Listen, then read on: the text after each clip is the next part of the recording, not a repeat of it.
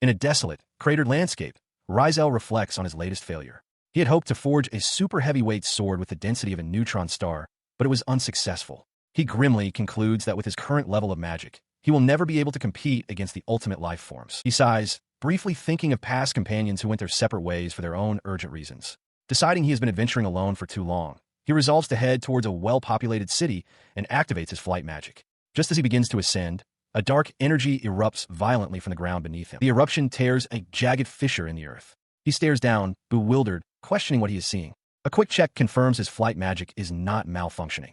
The phenomenon is a distortion in space itself. His expression tightens as he recognizes the grave danger. If that distortion begins to pull things into it, the consequences would be catastrophic. Before he can formulate a plan, a pale hand shoots out from the inky blackness of the rift. The hand clamps firmly around his neck. Caught completely by surprise, his eyes widen in shock at the sudden, impossible assault. From within the dark portal, a woman with long, light hair and ornate robes emerges, her form dissolving the darkness. As the hand releases him, she places her own hand over her heart and introduces herself with a gentle smile as Risha, the summoning goddess. He remains frozen, the title goddess echoing in his mind. He can only stare in disbelief as she stands serenely before him, seemingly unbothered by the magical energies swirling around them. Attempting to regain his composure, he clears his throat and asks what she was trying to say. Risha apologizes for her abrupt arrival and clarifies her statement.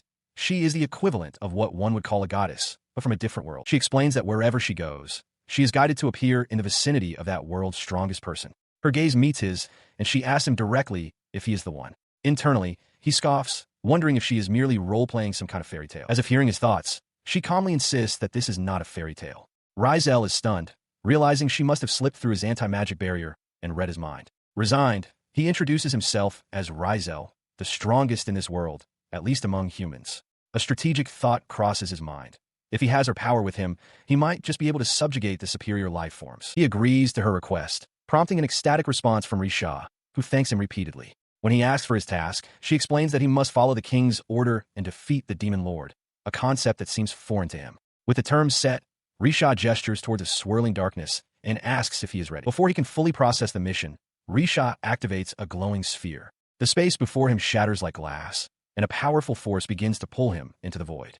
He cries out in alarm as his body is irresistibly drawn forward. He finds himself hurtling through a disorienting, fractured dimension. Realizing resistance is futile, he closes his eyes and accepts his fate, concluding that progress requires risk. The chaotic journey ends as abruptly as it began.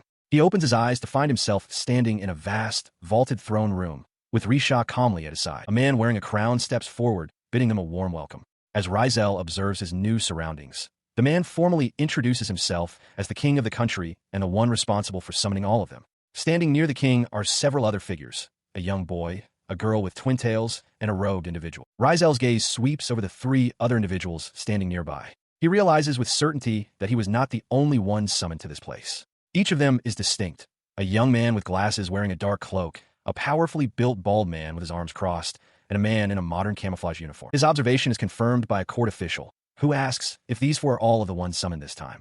Another official affirms that is correct. Risel listens, his initial assessment now verified. The official silently appraises the other three summoned individuals, thinking to himself that for supposed heroes, their magical power seems rather weak. He decides to first explain the world to them before checking their statuses. He begins by outlining the primary inhabitants, humans, demons, and the far less numerous demi-humans. Risel considers this, noting that it isn't much different from his own world. The official, however, narrows his focus, stating that the true problem lies with the demons. He elaborates that humans and demons have been at war for a long time, but recently the demons' influence has grown at an alarming rate. If it continues, all will fall under their control. It was for this reason, he explains, that they were called forth. He then identifies each of them. Frodo, a civil servant, Leol, an adventurer, Banza, a mercenary, and finally, Risel, whose background is unknown. The official formally requests their strength to defeat the demons, promising a lifetime of rewards should they succeed. Leol, the adventurer, grins, finding the deal attractive and a good chance to test his strength. Frodo agrees as well. Risel, however, remains silent, recalling a time when he was thanked for defeating demons back in his own world. To begin, the official announces they will test the hero's current combat capabilities. He presents a crystal ball, an appraiser that combines raw magic power and control into a numerical value. Leol steps forward immediately, declaring that since he was the first one there, he'll go first. He places his hand on the orb, and it erupts in a blinding flash of light. From his throne, The king watches in awe alongside the summoning goddess. He bellows in excitement, announcing a combat power of 4,097, declaring it to be amazing. Leo flexes, immensely pleased with himself. As he steps back, Frodo moves to take his turn. Risel, however, watches the scene with a look of confusion, wondering to himself if those numbers are really supposed to be that good. Before his turn came, he listened as the results for the other heroes were declared. The appraiser announced a combat power of 3,664 for one, and an even more impressive 3,776 for another. The man in camouflage, Banza, seemed satisfied with his result, while the bespectacled Frodo accepted his with a quiet smile, remarking that it was about what he expected. With the others assessed, the appraiser gestured forward, calling for the last person. Risel acknowledged with a simple "got it," and prepared to step up. The king watched him with a stern, unreadable expression. A nagging thought surfaced in Risel's mind. The unidentifiable status from before still bothered him. He approached the crystal, but the room fell silent as the device failed to react. The appraiser, initially awestruck by the hero's power, now looked flustered, stammering that it didn't seem to be working. Risel's composure began to crack, a bead of sweat on his temple as he asked what was wrong, offering a hurried apology. From across the hall, the other summoned individuals watched the awkward scene unfold. In a bid to force a result, he pressed his gloved hand firmly against the crystal's smooth surface. The appraiser stared, his anxiety palpable as he waited for any sign of a reading. The silence was finally broken by the appraiser's trembling voice announcing the combat power, 0. The king erupted in disbelief, demanding to know if the crystal was broken. The appraiser confirmed it was not. Risel, now sweating profusely, insisted that the machine must be malfunctioning. The king's disbelief instantly curdled into explosive rage. He pointed a finger at Risel, roaring for him to get out of the castle, declaring that he would never recognize a 0 as a hero. Stunned by the sudden hostility, Risel pleaded for him to wait, desperately insisting that the reading was an error and that he possessed magical abilities. To demonstrate his abilities, Risel presents a piece of coal and performs spell. He explains that atom reconstruction, a magic requiring a minimum of 7,000 combat power, is perfect for showing off. Before the court's eyes, the coal shatters and reforms into a massive, flawless diamond. He holds it out to a stunned official, asking if this proves he can use magic. The king, however, looks on with a scowl, demanding to know the purpose of this trick. His question is answered with fury. The king lunges forward, grabbing Risel by his uniform and roaring that a spell to turn coal into diamond doesn't exist in this world. A bewildered Risel tries to explain that it's quite common in his own world, but the king cuts him off, shouting for him to be quiet and ordering the useless charlatan out of his castle at once. The other summoned heroes join in the scorn. Leol calls it pathetic, Frodo remarks on his sad life, and Banza expresses disbelief that he would try to lie with such a fake. Desperate, Risel turns his gaze to the goddess Risha, wondering if anyone present understands the spell. The king bellows for the guards, calling him a scammer. Risha simply watches, her face an unreadable mask. At the king's command, 2 armored guards seize him, forcing him to his knees with their crossed polearms. The king's final judgment echoes through the hall.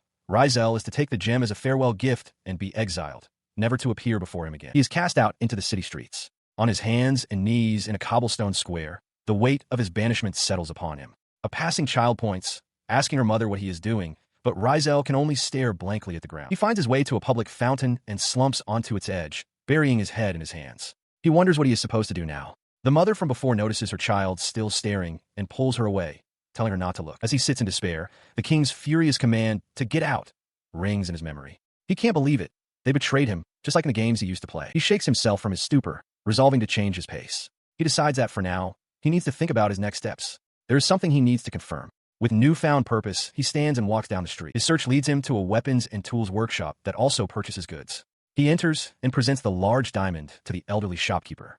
The old man inspects it closely, marveling at the beautiful gem and asking if he can buy it. Risel, worried about being called a scammer again, notes that it's artificially made. The shopkeeper's friendly demeanor vanishes, replaced by a stern glare as he asks if Risel is messing with him. He is met not with accusation, but with confusion.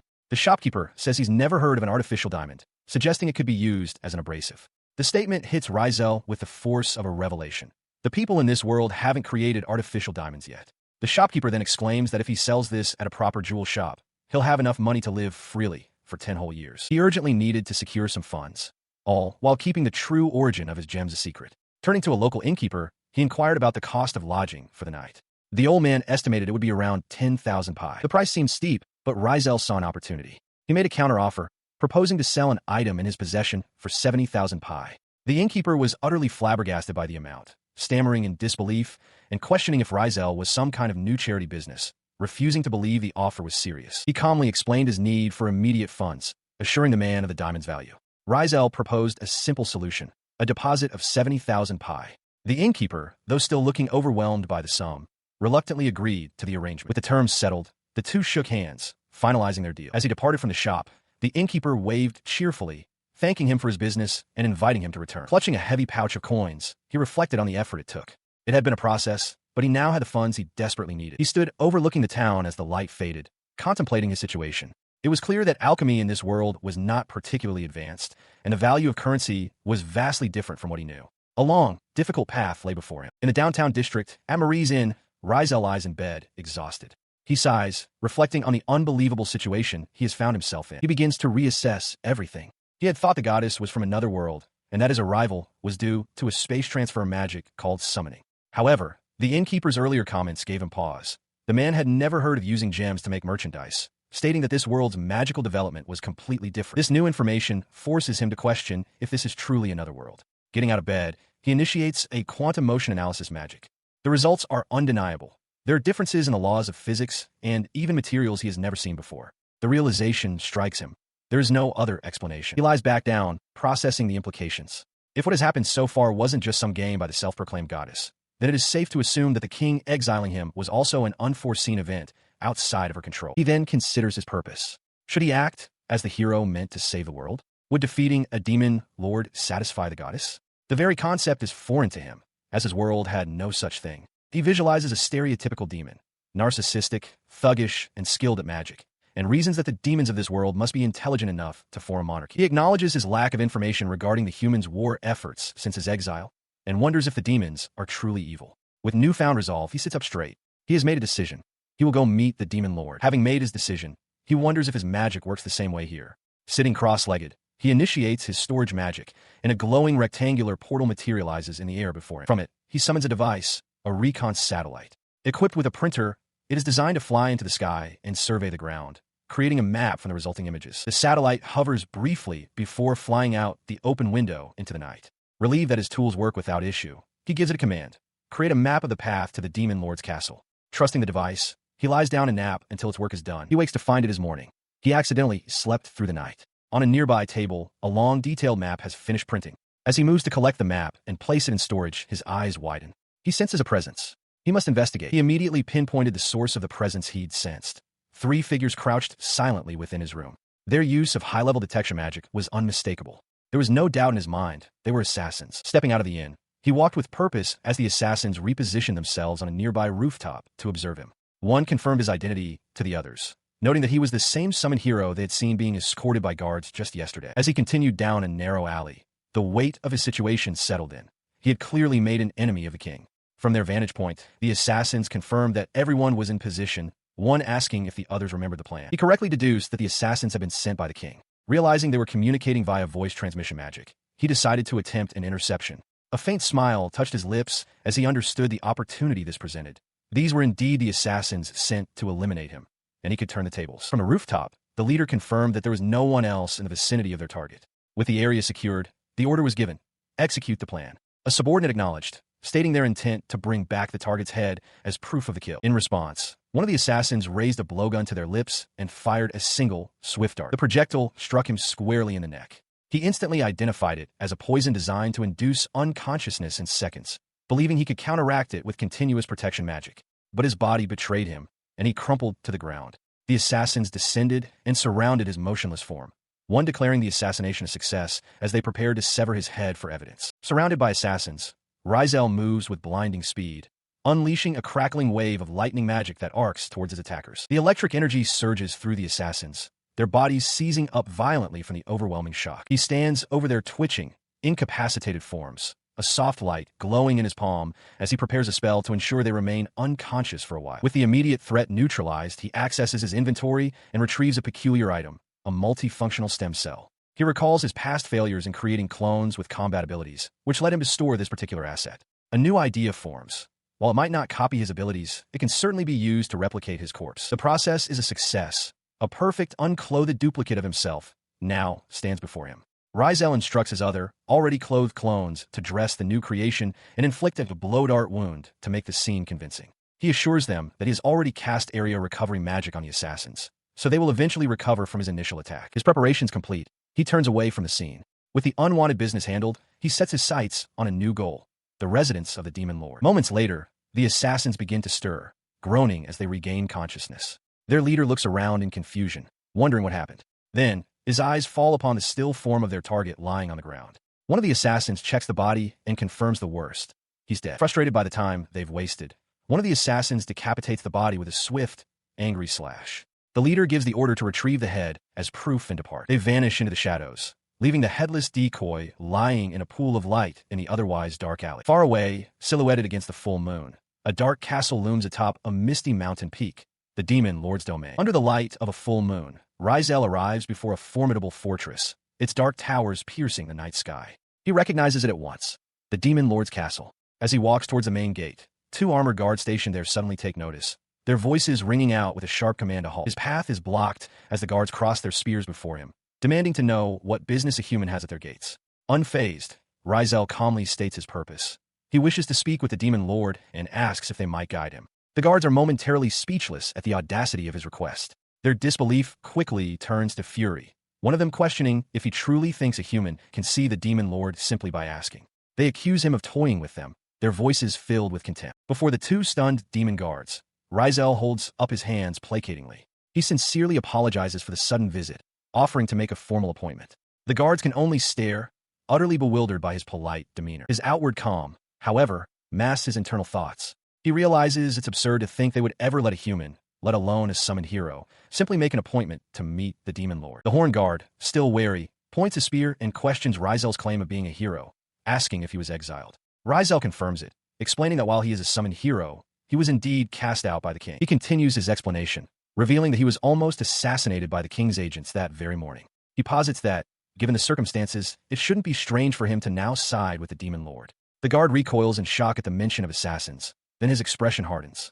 He declares they won't fall for the same trap again, suggesting a past hero attempted a similar deception. Considering the guard's distrust, Risel realizes a direct approach is failing.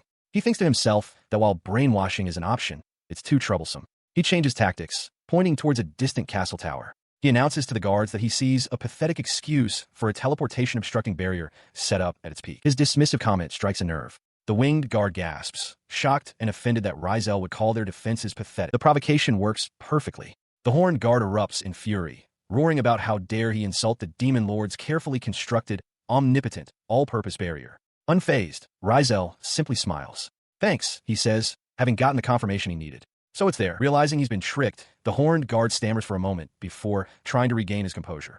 He scoffs dismissively, challenging Risel to try and get past the teleportation obstruction if he thinks he can. With a confident smile and a thumbs up, Risel replies, Okay.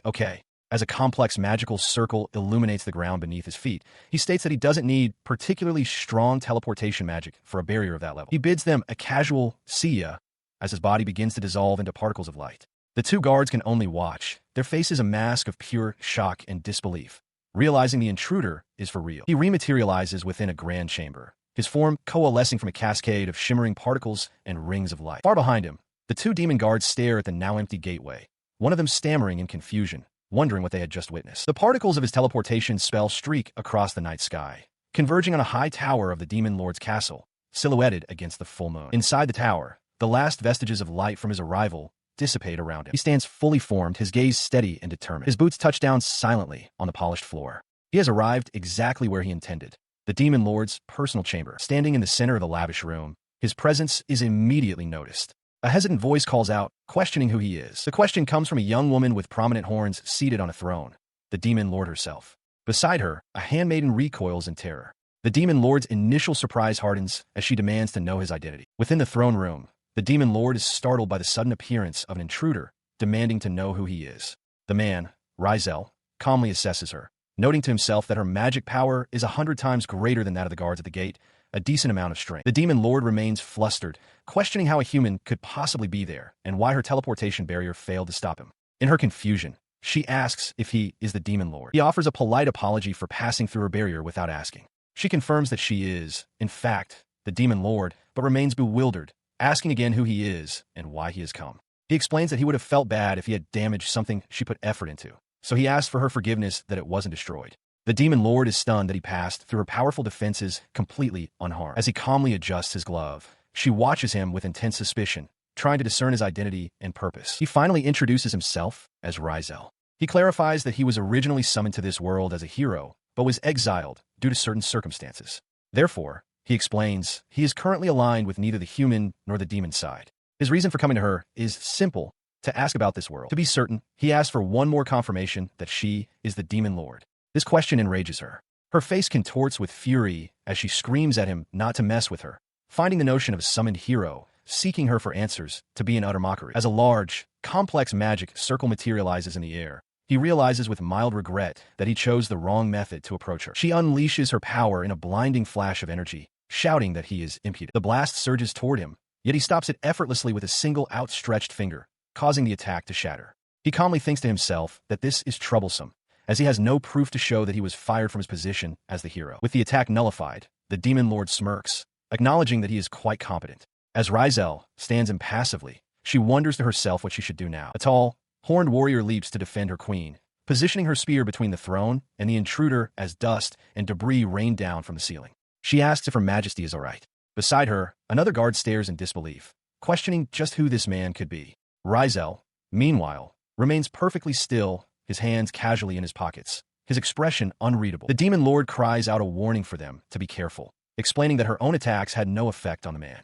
The horned warrior commands her subordinate not to panic, insisting that their sole duty is to eliminate the intruder, regardless of the difficulty. The guard can scarcely believe that even His Majesty's power was useless. Risel calmly assesses the situation, noting that the guard's combat ability is roughly 80% of the warrior's. He realizes that killing these two would be tantamount to a declaration of war, concluding it would be better to demonstrate that he poses no threat. Confronted by the demon lord's guards, Risel raises a hand, a complex magical glyph shimmering into existence before him. He recognizes that his actions might be perceived as a threat, but resolves that he must force them to see peaceful discussion as the superior option. In a flash of light, the spell strikes. The two guards, Jack and Serena, are caught completely off guard, their forms momentarily silhouetted against the blast. From her throne, the demon lord cries out their names in alarm. A ring of pure energy passes through the guards. Serena stares, stunned, as Jack's body is enveloped by the strange, sparkling magic, his expression frozen in shock. He touches his neck, bewildered, certain he had just been struck down.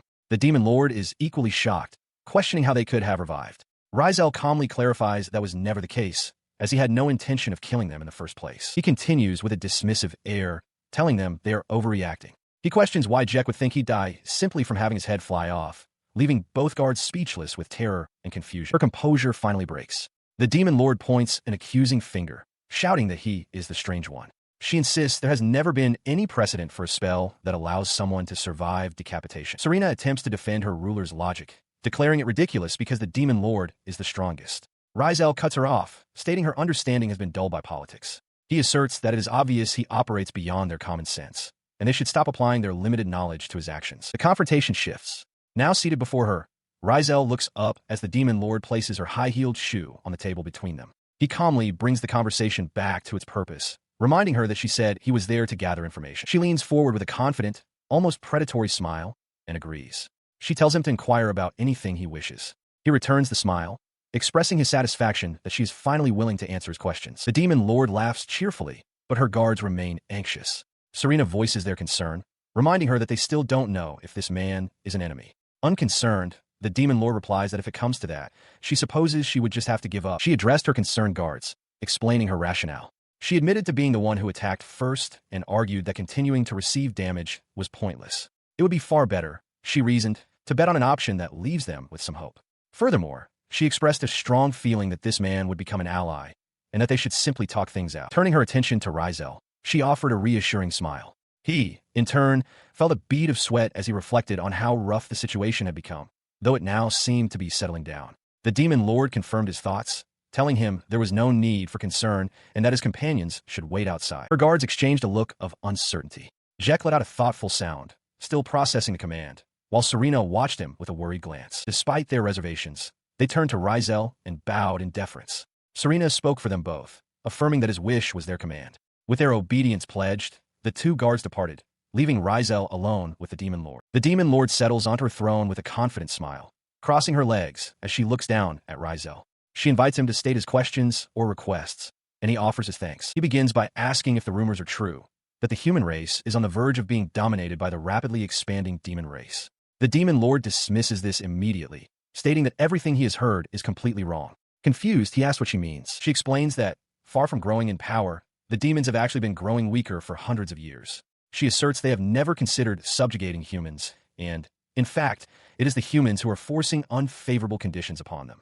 To prove her point, she produces a rolled-up scroll, and he takes the offered document. He unrolls the scroll slightly, immediately sensing the king's magic emanating from it. He realizes with a start that this must be the original contract forged between humans and demons. He looks up from the document, his expression questioning. With a simple, firm yes, the demon lord confirms his unspoken thought. He reads a specific clause aloud in his mind, his eyes widening in shock. The text stipulates that any human committing a crime within demon borders will be judged by human laws, and the demons will bear no responsibility for any harm that befalls humans. He recoils, wondering aloud how such an unreasonable contract could possibly have been made. In response to his shock, the demon lord begins to explain the history. Generations ago, the previous demon lord was killed by the hero. Since the title of demon lord has always belonged to the strongest demon, that single death proved that no one among them was capable of defeating the hero. She continues, her expression grim, revealing the dire consequence of that defeat. If the demons were to refuse these conditions, the hero would simply take her throne and kill her. The revelation settles heavily upon him. His hand tightens on the armrest of his chair as he processes the truth of their situation, and he murmurs his understanding. His mind races with the implications. If the goddess already had such a powerful hero at her disposal, why did she summon them? He wonders if she simply summons a new one every time a hero dies, but the question hangs in his mind, unanswered. He turns back to the demon lord, seated on her throne, and poses a question. Is the hero who forced the contract upon them still alive? The demon lord looks up, seemingly taken aback by the inquiry. She confirms that the hero is indeed alive. This only deepens Risel's confusion. Holding the contract, he asks why. Then, he was summoned at all, reminding her that he was exiled. The demon lord explains that if it weren't for that very hero, she would have destroyed the contract long ago. Leaning closer with a sharp smile, she tells him that luck must be on his side, as he barely escaped death. The word hangs in the air, and Risel can only echo it in disbelief. Death. The demon lord's voice delivers the devastating truth as the realization crashes down upon him. He was not summoned to be a hero. He was summoned to be a sacrifice. Under the full moon, Risel reels from the demon lord's words. He repeats the term sacrifices in disbelief, his expression shifting to one of urgent concern. He implores her to explain in more detail, while she regards him with a silent, steady gaze. She begins her tale, explaining that the events in question started about 600 years ago, coinciding with the very first summoning of a hero. Her story reveals that this first hero was nowhere near as strong as legends might suggest. He was completely outmatched, facing the combined might of the four heavenly kings, a group that included the parents of the warrior Serena. The defeat deeply discouraged the human leadership, who then ordered the goddess to summon an even stronger hero. However, all the heroes that followed were much the same. Risel processes this, confirming that the parents she mentioned were two of the heavenly kings. A thought then strikes him. He realizes that the advanced magic tool he possesses was likely created by someone from his own world.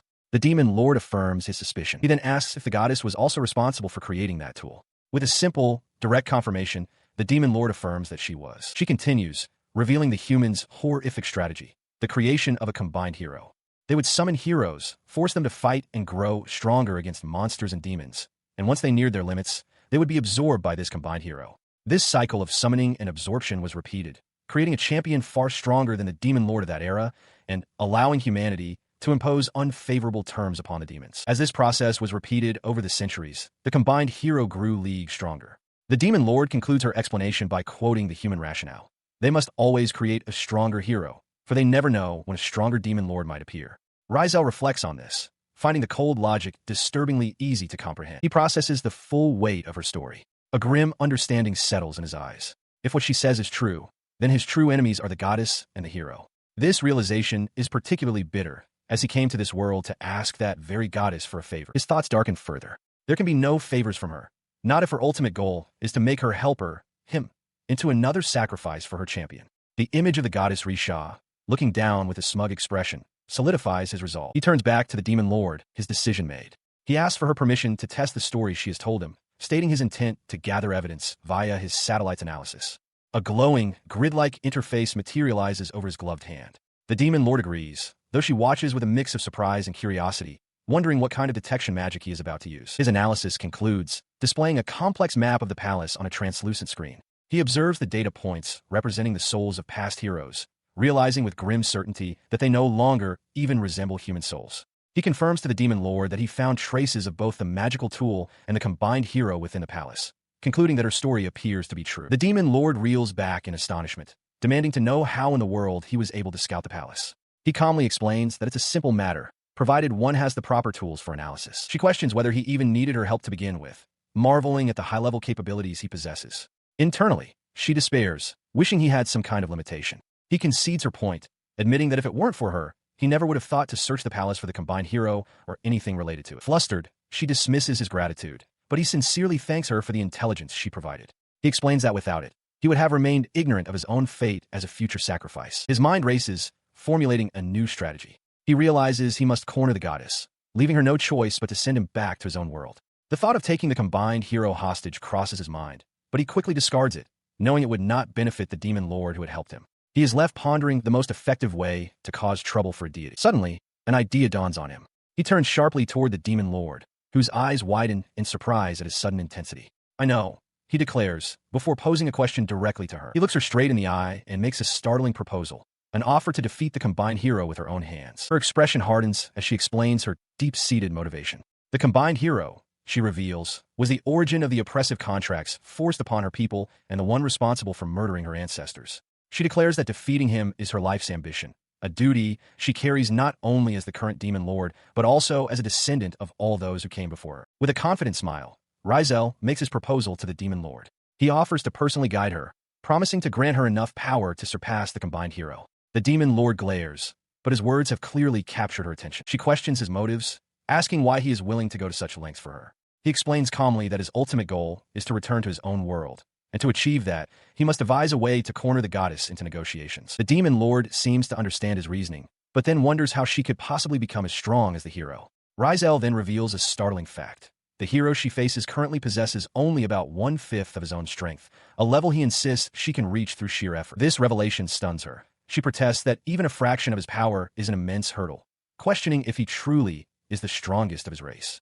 He brushes off her concerns, assuring her that everything will work out if she follows his instructions. He explains that once she identifies and compensates for her weaknesses, she will be able to envision a path to victory. After a moment of consideration, she steps forward and formally accepts his offer. Seeing that she has made her choice, Risel extends his hand. They shake, sealing their pact. He warns her to prepare for a Spartan training regimen, which immediately causes her to plead for moderation. With the agreement settled, she asks if there is a suitable place for this training. Her expression shifts to one of dread as the word Sparta echoes in her mind. He considers for a moment, then states his intention to conduct a simulation battle to assess her current abilities. He mentions that there is a location perfect for this, just a few kilometers away. They turn their attention to what appears to be a map. The demon lord points to a specific spot, identifying it as their destination. Risel confirms he will handle the arrangements. Without warning, he sweeps her up into his arms, telling her to hold on tight. Startled, she questions the sudden closeness and protests that she isn't ready for whatever is about to happen. Her protests are lost to the wind as they launch into the night sky, a streak of brilliant light soaring towards a distant castle tower silhouetted against the full moon. He brings their flight to a sudden halt, arriving at a vast, desolate coliseum. The ancient stone structure, with its tiered seating and central arena, stands alone in a rocky landscape. Below, the demon lord looks up, her hair still settling from the abrupt stop. The landing leaves the demon lord doubled over and dizzy, muttering about the incredible magic power that brought them there in a flash. Risel, sweating slightly, can only offer a sheepish apology for the rough ride. She quickly recovers, brushing off her momentary discomfort by claiming she's used to surprises by now. Her attention immediately shifts, and she points forward, demanding to know what magic item he is presenting. He reveals a floating, crystalline artifact, a tool for creating a phantom world. The demon lord looks on with confusion as he explains that to any outside observer, it will appear as though they are merely doing some healthy exercises. He elaborates that because of this illusion, she need not worry about anyone seeing her lose. The demon lord grimaces, annoyed by the item's unpleasant side effects, but grudgingly thanks him for the consideration. She rises to her feet, still a bit unsteady. Risel observes her and remarks that if she has enough energy for chit-chat, then she must be ready to begin. Her confidence returns as she faces him across the arena floor. Risel's expression becomes serious, and he announces that this time, he is going all out. They share a determined grin. Clasping his hands together with an air of finality, Risel declares, "All right, let the simulation begin." Within a vast, empty coliseum, Risel stands opposite the demon lord. He considers his strategy, deciding that simply deflecting her magic would be insufficient. It would be better, he concludes, to stop any spell she might cast entirely. Suddenly, the demon lord's eyes widen in alarm. She realizes with a jolt that he has completely vanished from her sight. She scans the arena, sensing his mana spreading throughout the air, a technique to mask his presence. She understands she won't be able to hit him with her magic unless she can focus on the precise moment he attacks. Just then, her senses flare, detecting a sudden movement. Whipping around, she shouts, "Over there!" and erects a magical barrier. Despite her quick reaction, a small white object slips past her defense and strikes her squarely on the head, causing her to cry out in pain and stumble forward. As she rubs a sore spot, she looks down to see a simple sports ball rolling to a stop. Risel reappears, calmly explaining that the ball will vanish in 3 seconds and challenges her to try dodging it first. She thinks to herself that for a mere ball, it hurt a great deal. She looks up bewildered. Risel's voice enters her mind, explaining via telepathy that the only magic he is using is body strengthening. The Demon Lord is stunned by his use of telepathy and his command to dodge the ball. Meanwhile, Risel smirks to himself, thinking of her as that bug and looking forward to seeing her get serious. He maintains his confident grin. In response, her expression hardens into a fierce, competitive smile. She grits her teeth and vows that she will dodge it for sure this time. A moment later, she is struck again. Back in the arena, she successfully raises her hands and blocks the incoming object. Sweating from the effort, she realizes she is now, somehow, able to block it. Risel commends her, then proposes the next test.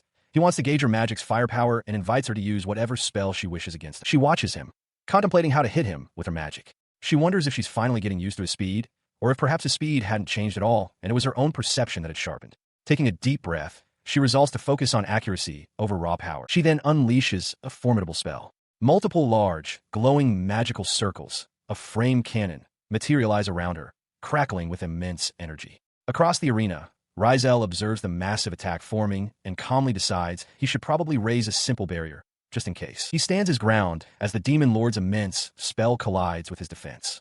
With a desperate cry for her attack to land, she watches as the magical construct before him begins to fracture and splinter under the overwhelming force. The barrier shatters completely, resulting in a cataclysmic explosion of dark magical energy that fills the Colosseum. As the dust settles, the Demon Lord pants from the exertion, a triumphant look on her face as she asks for his assessment of her power. Across the arena, Risel stares at the large, jagged hole in his otherwise intact barrier. He is stunned, forced to acknowledge that she had, against his expectations, succeeded in damaging his defense. Standing before a massive, ruined Colosseum under a full moon, the Demon Lord pants from exertion. Sweat beads on her face as she looks toward her opponent and asks with a mix of pride and exhaustion, "How was that?" He stands across the plaza, seemingly unfazed, though he internally admits to being exhausted. He reflects on the fact that she actually broke his barrier. He hadn't raised a weak one, and he muses that destroying a 3-dimensional barrier with 2-dimensional magic requires an incredible amount of mana. He finds it hard to believe she overcame the fundamental gap in magic simply by pouring in enough raw power. As he approaches, she flinches slightly. He gently touches her forehead, and she looks up, a triumphant grin spreading across her face as she exclaims, "I hit you." He smiles back, praising her effort as great. Internally, however, his mind is already calculating, wondering just how much firepower this Demon Lord could display if she were to use even stronger magic. His casual demeanor seems to fluster her. When he immediately suggests that the next test is to destroy a barrier hole, she throws up a hand, shouting for him to wait. She complains that he isn't taking this seriously and insists that she needs a moment to recompose herself. After their brief break, she asks what he means by a barrier. In response, he conjures a small, glowing orb of light in his palm. He explains that he will raise a barrier right now and instructs her to use her strongest magic to hit it. She hesitates, questioning if it's truly fine for her to use her full power, expressing concern that it might blow up the entire area. He reassures her not to worry, stating with absolute confidence that this particular barrier absorbs any attack. Hearing his claim, a bead of sweat trickles down her face. A sly, excited grin forms as she thinks to herself just how irregular this man is. With renewed determination, she accepts the challenge. She focuses her energy, her eyes wide with concentration. A massive, triangular magic sigil materializes in the air before her, glowing with immense power as she declares, "This is me at full strength." With that declaration, she unleashes a blindingly powerful beam of destructive energy. The blast surges across the plaza, aimed directly at the simple, translucent wall of magic Risel has erected. The immense blast strikes the translucent wall and simply vanishes, absorbed without a trace. The barrier ripples for a moment before stabilizing. The Demon Lord's eyes are wide with shock, her mouth agape in disbelief as she stammers, "It really absorbed it." She watched as the last wisp of her power was drawn into the transparent barrier, which then dissolved into nothingness. Risel stood on the tiled floor, completely untouched. He looked at her, his expression unimpressed, and asked if that was all she had. Flustered, she retorted with a sarcastic apology for not meeting his expectations. Risel calmly confirmed her assessment, asking if she had a problem with it. She averted her gaze, cheeks puffed in frustration, wondering what he was getting at. He told her not to feel down, explaining that he had gained one clear insight from the test. He had instructed her to use everything, and she had done just that. He then apologized, realizing he hadn't even asked for her name. She wryly asked if he was the type to see nothing in his dreams, and he admitted it happened quite often. Accepting his apology, she conceded her own fault in the matter before formally introducing herself as the Demon Lord, Mayor Shah. She then stated her purpose. She needed his help to defeat the combined hero. Risel thanks Mayor Shah for her sincerity, assuring her there's no need to feel down. He explains that while her magic powers are extremely strong, her techniques with magic formations need refinement. To simplify, he illustrates that magic power is a three-part formula: mana, the reservoir; magic output, the flow; and magic control, the pressure.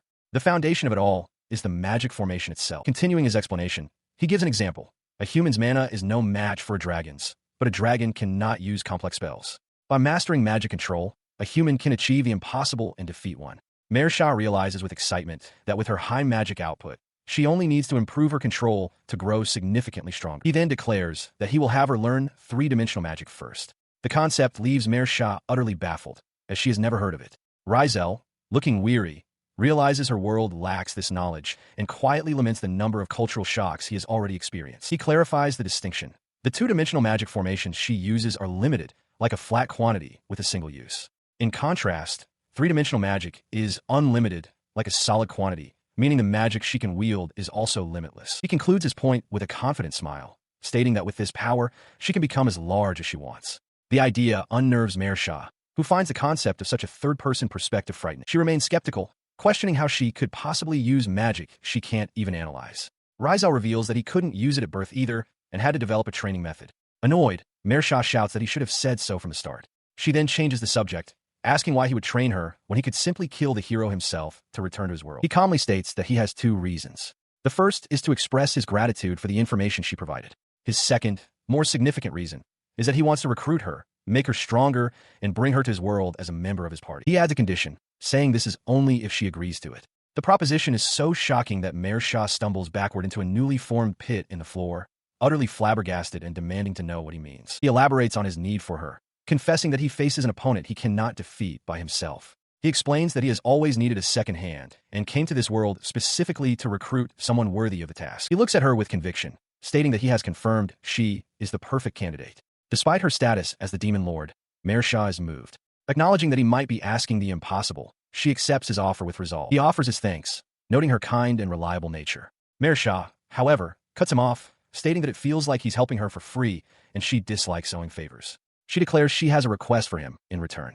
Intrigued, he asks her to tell him what it is. She explains that she has a younger sister of a similar power level who has been afflicted with a mysterious illness, leaving her body progressively weaker. Mersh's hope is for her sister to become a Demon Lord candidate once she departs for his world, but the illness makes her unfit for combat. She asks if he might be able to cure her. Risel contemplates the request, admitting that medical matters are outside his expertise, but he agrees to do what he can and at least examine the girl, though he makes no promises.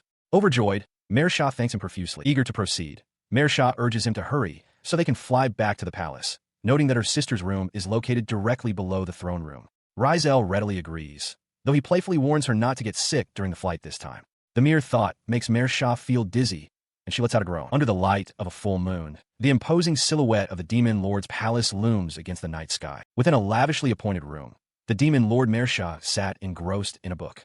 Suddenly, the air shimmered and tore open as a swirling portal materialized behind her, its unexpected arrival startling her from her reading. From the portal emerged Risel, supporting a disoriented young woman. Mayor Shah shot to her feet in alarm, recognizing her older sister, Cecil. She demanded to know how they had bypassed her perfect barrier and who the strange man with her was. Her sister, however, was beaming with excitement. She proudly introduced the man as Risel, a powerful individual from another world. Cecil explained with great enthusiasm that he had destroyed her barrier with ease and possessed spells that could nullify her magic effortlessly. She declared him to be, in no uncertain terms, stupidly strong, leaving Mayor Shah to process the incredible claim while Risel looked on, slightly abashed. Cecil's expression then softened as she revealed the true purpose of their visit. She had brought Risel here, she explained, in the hope that he might be able to cure Mersh's illness. The word illness caught Mayor Shah completely by surprise. She urged her sister to trust her and allow Risel to perform an examination, reasoning that even if a cure wasn't possible, simply discovering the cause would be a significant step forward. Moved by her sister's plea, Mayor Shah relented. If Cecil believed in this course of action, then she would agree to it. With permission granted, Cecil instructed Risel to proceed. He knelt before the demon lord, introducing himself and assuring her there was no need to be nervous. As Mersha placed herself in his care, Cecil added a request for him to be gentle, noting her sister's frail constitution, a complication Risel acknowledged. After a brief examination, he had a diagnosis: hardened mana veins. The term was unfamiliar to Mersha, who looked at him with confusion. He explained that it was a symptom where her mana was stickier than normal, which in turn hindered the output from her magic circuits. A worried expression crossed Mersha's face as she asked if it was a difficult illness to treat. Risel dismissed her concerns with a confident smile. He revealed that such a condition also existed in his world and was easily fixed with common medicine. Producing a small vial with a single pill, he described it as an artificial nanovirus medicine that would smoothen the mana in her body. Though it would take a few days to activate, one dose would be effective for the rest of her life. The sisters could only stare in utter disbelief, stunned that a lifelong ailment could be cured so simply. She reaches out her gloved hands as Risel presents a small capsule, instructing her to swallow it. With a quiet affirmation, Mersha accepts the offered cure. Seeing her sister's hesitation, Cecil offers a gentle smile, encouraging her to believe in him. Mersha looks toward her older sister, her expression filled with a mix of hope and apprehension. She brings the capsule to her lips and, with a small gulp, swallows it. A bead of sweat traces down her temple as she waits for any effect. A moment later, Cecil grabs her shoulders, anxiously asking if the medicine worked. Mersha, looking slightly dazed, replies that she doesn't feel any different, letting out a small sigh. He interjects with some exasperation, reminding them he said it would take a few days. Cecil, becoming frantic, asks if he can just advance her sister's body's time. But Risel flatly refuses, threatening to skip a week himself. Hearing this, Mersha quietly pleads for him to do so. Before he can act, however, Mersha's expression changes completely. Her eyes widen in astonishment as she exclaims that the flow of mana inside her feels completely different. Overjoyed, Cecil asks if it's really true. As the sisters embrace in tearful celebration, Risel watches with a calm smile, noting that one problem is now off his list. With Risel observing from behind, the demon Lord Mersha nervously eyes a cup on the table. She takes a deep breath, steeling her resolve. Now, here I go. Her hands glow as magical energy envelopes the cup, reverting it from broken shards back into its original, whole form. Overjoyed, she exclaims her success, as Risel notes internally that she has indeed reversed the vase's state. She marvels at the result, declaring it wonderful and noting it's the first time she has ever used magic so easily. Her sister, Cecil, appears beside her, equally amazed. Risel calmly observes that it seems she can now use high-level spells without breaking a sweat. The two sisters embrace, weeping with joy. Mersha sobs that she is so glad Cecil's incurable disease has finally been cured. Cecil, crying as well, agrees wholeheartedly. After their emotional reunion, Cecil asks what the medicine was about. Risel explains that the element that disrupted her magic was something called bad mana sterol, and that everyone possesses it to some degree. His medicine, he clarifies, simply allows anyone to use magic smoothly, whether their affliction is apparent or not. She then asks if such a medicine can be mass-produced in this world. Risel looks at her with a slight smile and confirms that it can. He offers to use it on all her troops, promising it will power them up instantly. He explains that he has a large amount left in his storage from when he marketed it to children in a poor country, enough for a 100% spread rate. The sisters are stunned to hear that such a potent substance is just sitting in his storage. Mersha, her expression turning sharp and determined, declares that she will use any help she can get, regardless of its origin. Risel smiles, replying that he is glad it could be of help. With that, she leaps from her seat and rushes out of the room, shouting that she'll hurry and give the medicine to everyone. As Mersha departs, Cecil turns to the still-seated Risel and makes a proposition, making her sister his companion. He looks taken aback by the sudden and serious offer. Contemplating the idea, he quietly agrees that such an arrangement would indeed be difficult. He reluctantly agrees with Cecil's proposal. She continues, explaining that because her sister is the strongest in the nation and everyone believes in her, she often feels lonely. As they speak, Mersha interjects with a gentle expression. She states that if Risel truly needs her sister, and if Cecil herself agrees to it, then she will not stand in their way. Her maturity earns a quiet, impressed remark from him about her reliability. In contrast, Mersha clenches her fists with a determined grin, vowing to work hard enough to cover for her sister's share as well. Her enthusiasm gives way to a bashful smile as Risel asks a practical question. Does she have any experience in governing? She sheepishly admits that she has none at all. He finds this acceptable, noting it would be useful. He then presents a small, rectangular device, introducing it as an educational magic item called an simulator that can impart knowledge from all kinds of experts. Before she can respond, Cecil bursts back into the room, triumphantly announcing that she has distributed all of the medicine. A startled Mersha welcomes her sister back, wondering what is going on. Risel observes her arrival, noting internally that she has returned at the perfect time. Mersha, beside him, looks on with wide-eyed confusion. He turns to the newly arrived demon and states his intention. He is going to draw out her memories. Without hesitation, Cecil cheerfully agrees, dismissing it as no problem at all. Her confidence evaporates as the reality of his words sinks in. She recoils, shouting in alarm, demanding to know why he wants her memories. Beside her, Mersha simply smiles. He calmly reassures the frantic Cecil that her memories won't disappear. The A simulator, he explains, will simply copy her experience to use as teaching material. As Mersha realizes the purpose, Risel instructs Cecil to place a component from the device on her head. He expressed his relief that she understood the process so quickly, then carefully set the memory crystal into the device. As he worked, Mersha watched with wide-eyed astonishment, sighing in disbelief. She couldn't fathom how he could accomplish such a feat, wondering aloud what he was even made of. With a confident smile, he replied that one could call it a gap in civilizations, before turning to her and asking if she was ready. With Risel and her sister Cecil looking on, Mersha offers a final word of encouragement. She tells Cecil it's okay and to go ahead with the procedure. Risel smiles, noting her firm resolution. Cecil closes her eyes as a finger presses a button on a nearby console. A mechanical voice confirms that the memory crystal and equipment setup are complete, announcing the beginning of the operation. As the device activates, a brilliant light envelopes Cecil, and the system announces that it is initiating the import. Below, Mersha watches her sister with a look of slight apprehension. The light subsides. Risel confirms the process is finished, stating that the import of the simulator for the leader of the demons is complete and one use should be sufficient. He then instructs Cecil to press the red magic stone in the center of the console. With a nervous expression, she agrees. At her touch, a large screen of light materializes in the air. Both Mersha and Cecil gasp in surprise as an image of Mersha's face appears on the display. The screen presents a question, asking how one would deal with a particular situation. Mersha recognizes the scenario immediately, identifying it as the famine from the previous year, and considers choosing the third option based on the material she has. She briefly wonders what would happen if she chose the second option instead, just as the simulation declares that choice to be correct. Overjoyed, Mersha claps her hands together, celebrating that she found the best solution. Cecil beams with pride, confirming that it was indeed the correct answer, just as she'd expect from her sister. She then reveals that they actually implemented that very solution in reality. As he walks away, Risel explains to Mersha that this is how she will gain experience, asking if the method is acceptable.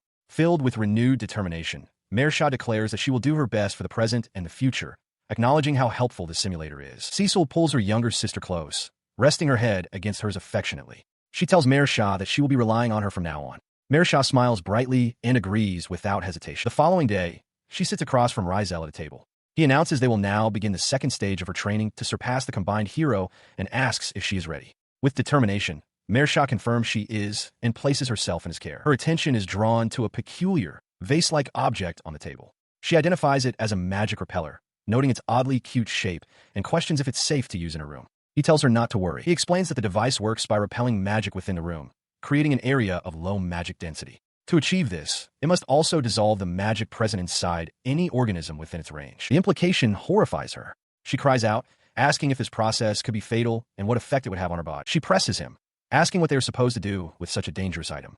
Finding her reaction amusing as always, he reassures her that the training won't go to such an extreme. He clarifies the purpose of the exercise. She must use her own will to prevent her magic from being drawn out of her body, to control it. The word echoes in her mind as she processes the challenge ahead. Control, he elaborates, explaining that even the slightest flaw renders a magic circle useless, which is why she must learn to control her magic in the most delicate way. As a first test, he instructs her to light a single candle while under the repeller's influence. She looks towards the candle, a bead of sweat forming on her temple as she accepts the task.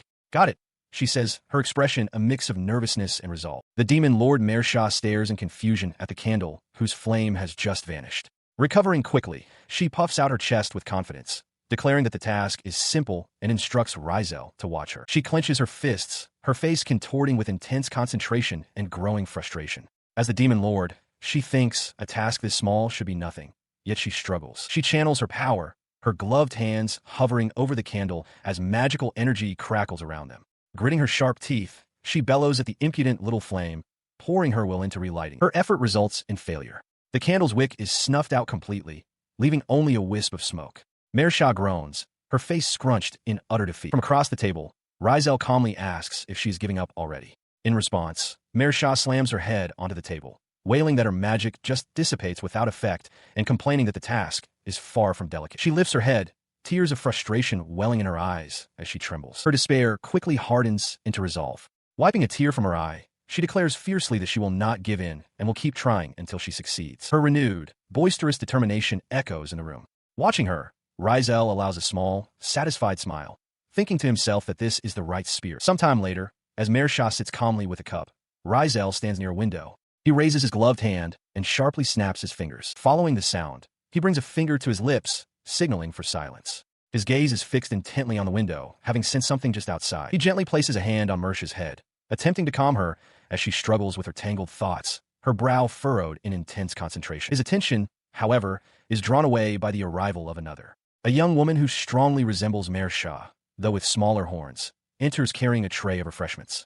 Mersha cries out in surprise at the sight of her, while Risel simply observes the newcomer. The girl, introduced as Cecil, looks down with a hint of sadness, her shoulders slumping slightly as if dejected. He takes the tray from Cecil's hands and places it on the table between the two sisters, arranging the cups and teapot. With the interruption settled, the focus returns to the candle. Its flame, once flickering erratically, now burns with a steady, unwavering light. Mersha stares, her mouth slightly agape, looking from the perfectly controlled flame to Risel, momentarily speechless. Her silence shatters into a cry of triumph. "I did it," she exclaims, hugging a startled Cecil.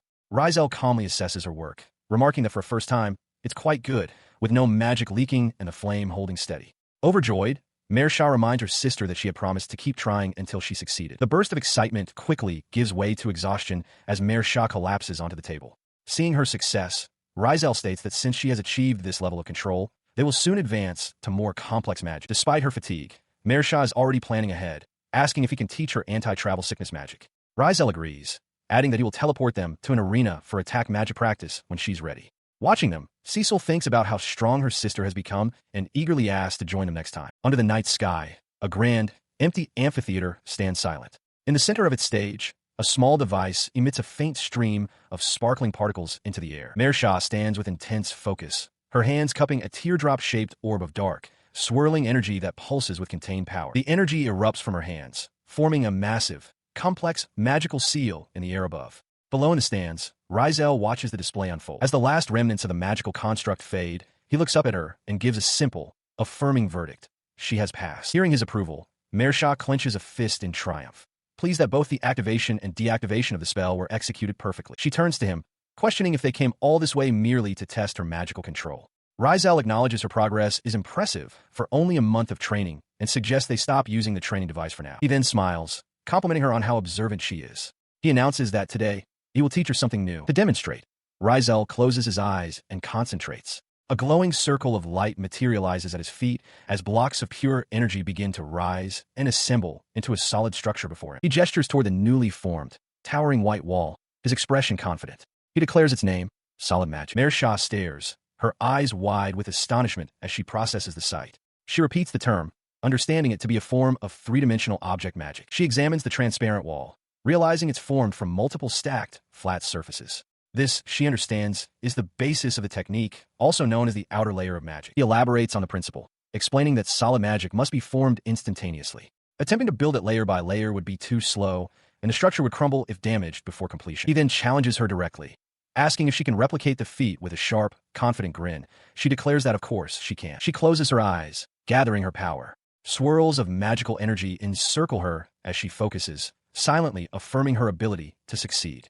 Below, a solid, tiled structure begins to materialize from the raw energy, and Risel notes, with approval, her level of concentration and the fine details of her creation. Her eyes snap open in triumph. She proudly declares her success, boasting that it's a decent result for a first attempt and only to be expected from the Demon King. He calmly informs her that he will now test the wall she has created. Startled by his sudden declaration, she can only look on as a small orb of energy materializes in his hand. The orb shoots forward, striking the magical construct and erupting in a powerful explosion that sends shockwaves through the air, causing her to cry out in alarm. When the smoke clears, she is astonished to see the wall completely unharmed, without a single scratch. As she touches the smooth surface, he remarks on its superior toughness compared to a simple flat barrier, asking if the feeling isn't awesome. She acknowledges the wall's amazing durability, but confesses that the act of creating it herself doesn't feel real to her. He reassures her that it's simply the nature of solid magic and proposes their next step, adding even more layers. With a final surge of effort, Mersha stands within a newly formed, glowing magical barrier. Sweat beads on her brow as she grits her teeth, then triumphantly declares that the spell is complete. She collapses to the ground, utterly spent but beaming with pride. She excitedly tells Risel that she succeeded, boasting that she created a particularly thick magical construct. He smiles, praising her work and confirming that her multi-layer magic passes inspection. Lying spread-eagled on the tiled floor, she complains about the immense concentration the spell required. Risel approaches, commending her for achieving so much in a short time and offering to heal her. He then outlines their training schedule for the following day, which will focus on magic control and the application of solid magic. When he asks if she needs a break, she firmly refuses, shaking her head. She elaborates, stating with fierce determination that she won't rest until she has mastered it, as she doesn't have the luxury to take things easy. A knowing smile crosses Risel's face as he notes this is her typical attitude. He decides to increase the difficulty, and she eagerly accepts the challenge. Sometime later, they stand together on a rise overlooking a vast, open landscape. Mersha asks if this is the duty he had mentioned before. Risel confirms her suspicion. He gestures across the rolling hills, revealing an enormous expanse of cultivated land. He explains that this is their nation's farmland, its primary food storage. He marvels at the view, commenting on how difficult it must be to maintain farmland of such a massive scale. Mersha explains that it barely rains in their land, which is why generations of demon lords have been required to cast rain shower spells. The purpose becomes clear to him. A demon lord must possess a huge pool of magic in order to pour rain onto this massive field. He then voices his assumption that this isn't the only reason she brought him here. Mersha smirks, acknowledging his insight. He then asks if she has figured out the structure of the multi-layer rain shower spell, noting that it should be quite efficient for this task.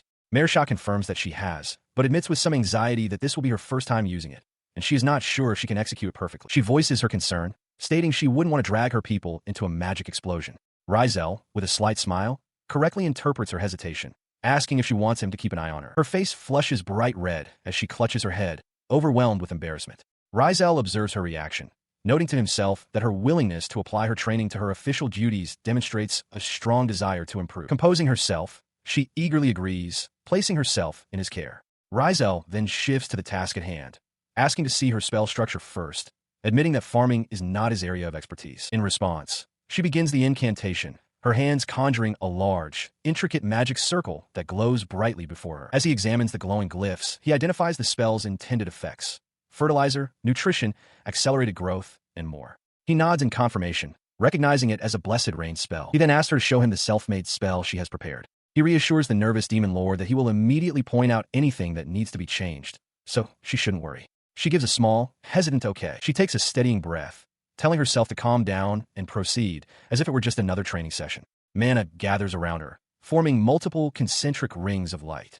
As he watches her begin the spell, Risel internally assesses her work, finding the magic circle, its structure, and the amount of mana being used to be perfect. Risel watches from the sidelines, a look of admiration on his face. He reflects on the incredible talent before him, noting that she has made it this far on her first attempt.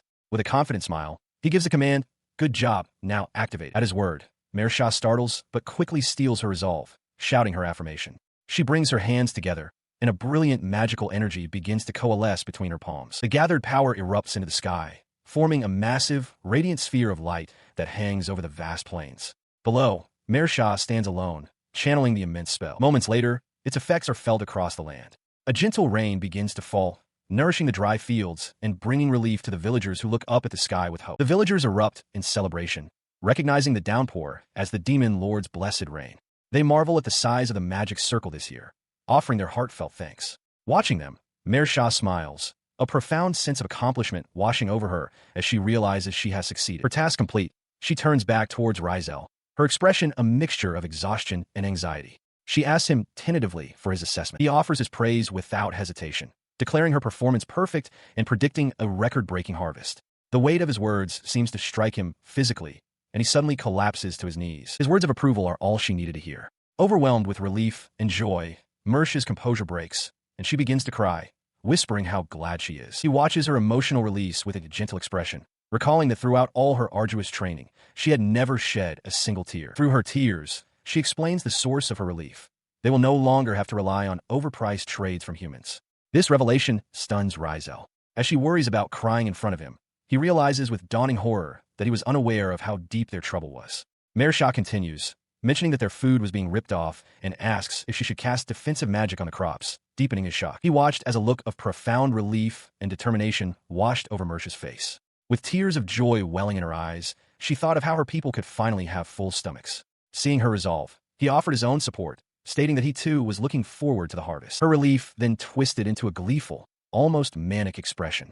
She let out a triumphant laugh, declaring that she couldn't wait to see the faces of the human traders. He could only look on, slightly taken aback by her sudden, vengeful shift in tone. As the blessed rain continued to fall, it was met with pure joy across the demon lands. In the fields, villagers and farmers, men, women, and children alike, looked up to the sky, their faces filled with hope and gratitude as the life-giving water soaked the earth. Within the human royal capital, snow falls gently over the grand architecture of the city, a peaceful scene belying the turmoil brewing within its halls of power. Inside one of those halls, a high-ranking noble grips the collar of his tunic, his knuckles white with tension as he processes a shocking report. He erupts in fury, demanding an explanation from a trembling subordinate for the disastrous sales figures, which have plummeted by 95%.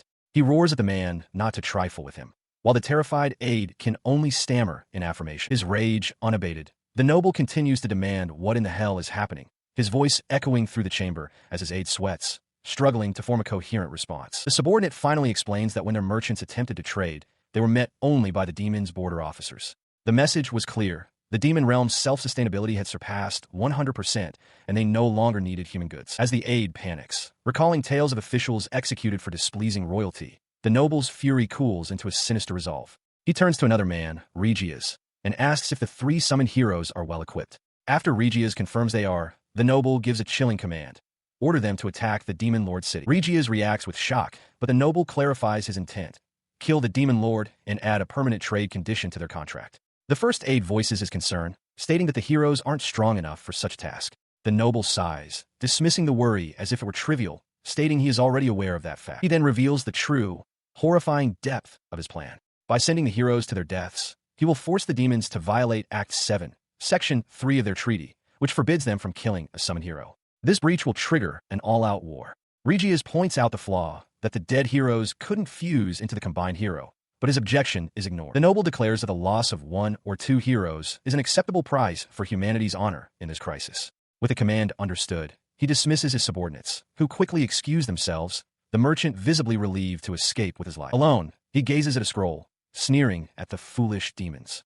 He resolves that whatever trickery they've employed, he will make them understand that they are not to disobey the will of humans. As Regias walks down the ornate hallway, the final words of the plot echo from the room he has just left. The plan is set, an attack on the demon capital. Unseen by him, 2 others linger by the same door. Banza, one of the summoned heroes, turns to his companion, admitting that eavesdropping isn't his usual habit. The young woman beside him looks back, asking if he also heard someone in that room, discussing an invasion of the demon capital. Her words confirm his worst fears, and the full, horrifying weight of the conversation crashes down upon Banza. He recognizes the king's voice outlining the monstrous plan. Have the demons kill the heroes, triggering an all-out war between the 2 races. A cold sweat breaks out on his brow as the chilling realization dawns. They're being used. Inside a grand hall, Banza walks alone, his thoughts heavy. He dismisses a dark possibility, reasoning that if their hosts truly wanted them dead, they would have been killed long ago. He stops abruptly, the doubt returning with force. He cannot shake the grim notion that the king might genuinely intend to kill all the summoned heroes. With a slight shake of his head, he tries to push the paranoia away, telling himself that he is simply thinking too much. Yet, the worry lingers in his expression. The scene shifts to a vast, desolate wasteland of rock and dust, a place utterly removed from the polished halls of the castle. In this barren landscape, Mersha, her face smudged with dirt, surveys the area with Risel standing behind her. She remarks on how truly deserted the location is. She asks if this is where they will conduct their simulation battle. Risel explains that her skills have grown so much in the past half-year that the usual arena would be destroyed, and confirms he can't detect any villages nearby. He turns to her with a confident grin, issuing a challenge. He asks if she doesn't want to go all out as well. She glances back, a smirk playing on her lips. She retorts that he knows the answer perfectly well, her expression eager for the coming fight. They face each other, both alight with anticipation. Risel tells her not to pull any punches, and Mersha readily agrees, declaring that this time, she's going all out. Without a moment's hesitation, Mersha unleashes her power. Energy crackles around her as she summons a magic spear, launching a blindingly fast bolt of magical force directly at him. As her volley of magic spears hurtles towards him, Risel calmly assesses the attack. He understands that a simple barrier will not be enough to block them all. In response, he conjures an iron barrier, a solid wall of force that meets the magical projectiles head-on, causing them to detonate on impact. He anticipated her strategy. As Mersha watches, confident that her follow-up attack will succeed, he reveals his true defense, magnet counter. Realizing she is now unleashing homing bolts, he prepares his next move. His technique neutralizes the homing bolts completely, drawing them into swirling vortexes of energy where they explode harmlessly around him. From a distance, Mersha stares in utter disbelief, unable to process what has just happened, repeatedly exclaiming that it should be impossible. He give her no time to recover from her shock. Annoyed at her own lapse in focus, Mersha watches as he instantly vanishes from his position, executing a flash step. The ground where he just stood erupts from the force of his departure. She lets out a short breath, having narrowly avoided an immediate counterattack. With a faint magical aura swirling around his hand and a confident smile, Risel compliments his opponent's efforts. He then declares that it is now his turn to act. His declaration is followed by the sudden appearance of a thick mist that blankets the area. Mersha instantly recognizes it as a spell designed to numb the senses, watching as Risel stands calmly within a protective barrier. In response, Mersha grits her teeth, desperately hoping her countermeasure will work as she summons a bright orb of light. Risel observes her, noting her use of antidote magic. He quickly realizes her spell is far more complex than a simple counter, as an intricate magic circle manifests before her. Her spell erupts into a massive, chaotic torrent of energy, engulfing Risel's position entirely. Convinced of her victory, Mersha declares that this attack will decide the outcome of their duel. But as the energy dissipates, Risel stands completely unharmed amidst the scorched ground, a casual smile on his face. He asks what's wrong, nonchalantly stating that he's perfectly fine, leaving Mersha staring in wide-eyed disbelief. She is utterly baffled, questioning how he could have survived without even erecting a barrier. Risel calmly suggests she examine her magic circle again. A sudden realization dawns on her. He explains with a laugh that it was simple to rewrite her spell's target to nothing. He then cautions that it's a poor tactic to use against people, as one could never be sure if the target was secretly changed to be aimed at an ally instead. The weight of her blunder crashes down on Mersha. She collapses to the ground in utter embarrassment, lamenting that she got carried away trying to win and that using such a large-scale technique was a grave mistake. He watches her momentary despair before offering some reassurance. He tells her not to worry, as he doubts the combined hero possesses the skill to rewrite magic circles, so her strategy should still be effective in the real battle. As he walks toward her, he continues his analysis, praising her overall plan. He acknowledges that using spells with short casting times to buy time while preparing a powerful finishing blow is a solid and well-executed strategy. Reaching her, he places a reassuring hand on her head. He tells her she did well to get this far and advises that as long as she remains vigilant and doesn't let her guard down, she shouldn't lose to the combined hero. Mersha looks up, touched by his encouragement. Mersha's face is alight with fierce determination, her sharp teeth bared in a confident grin.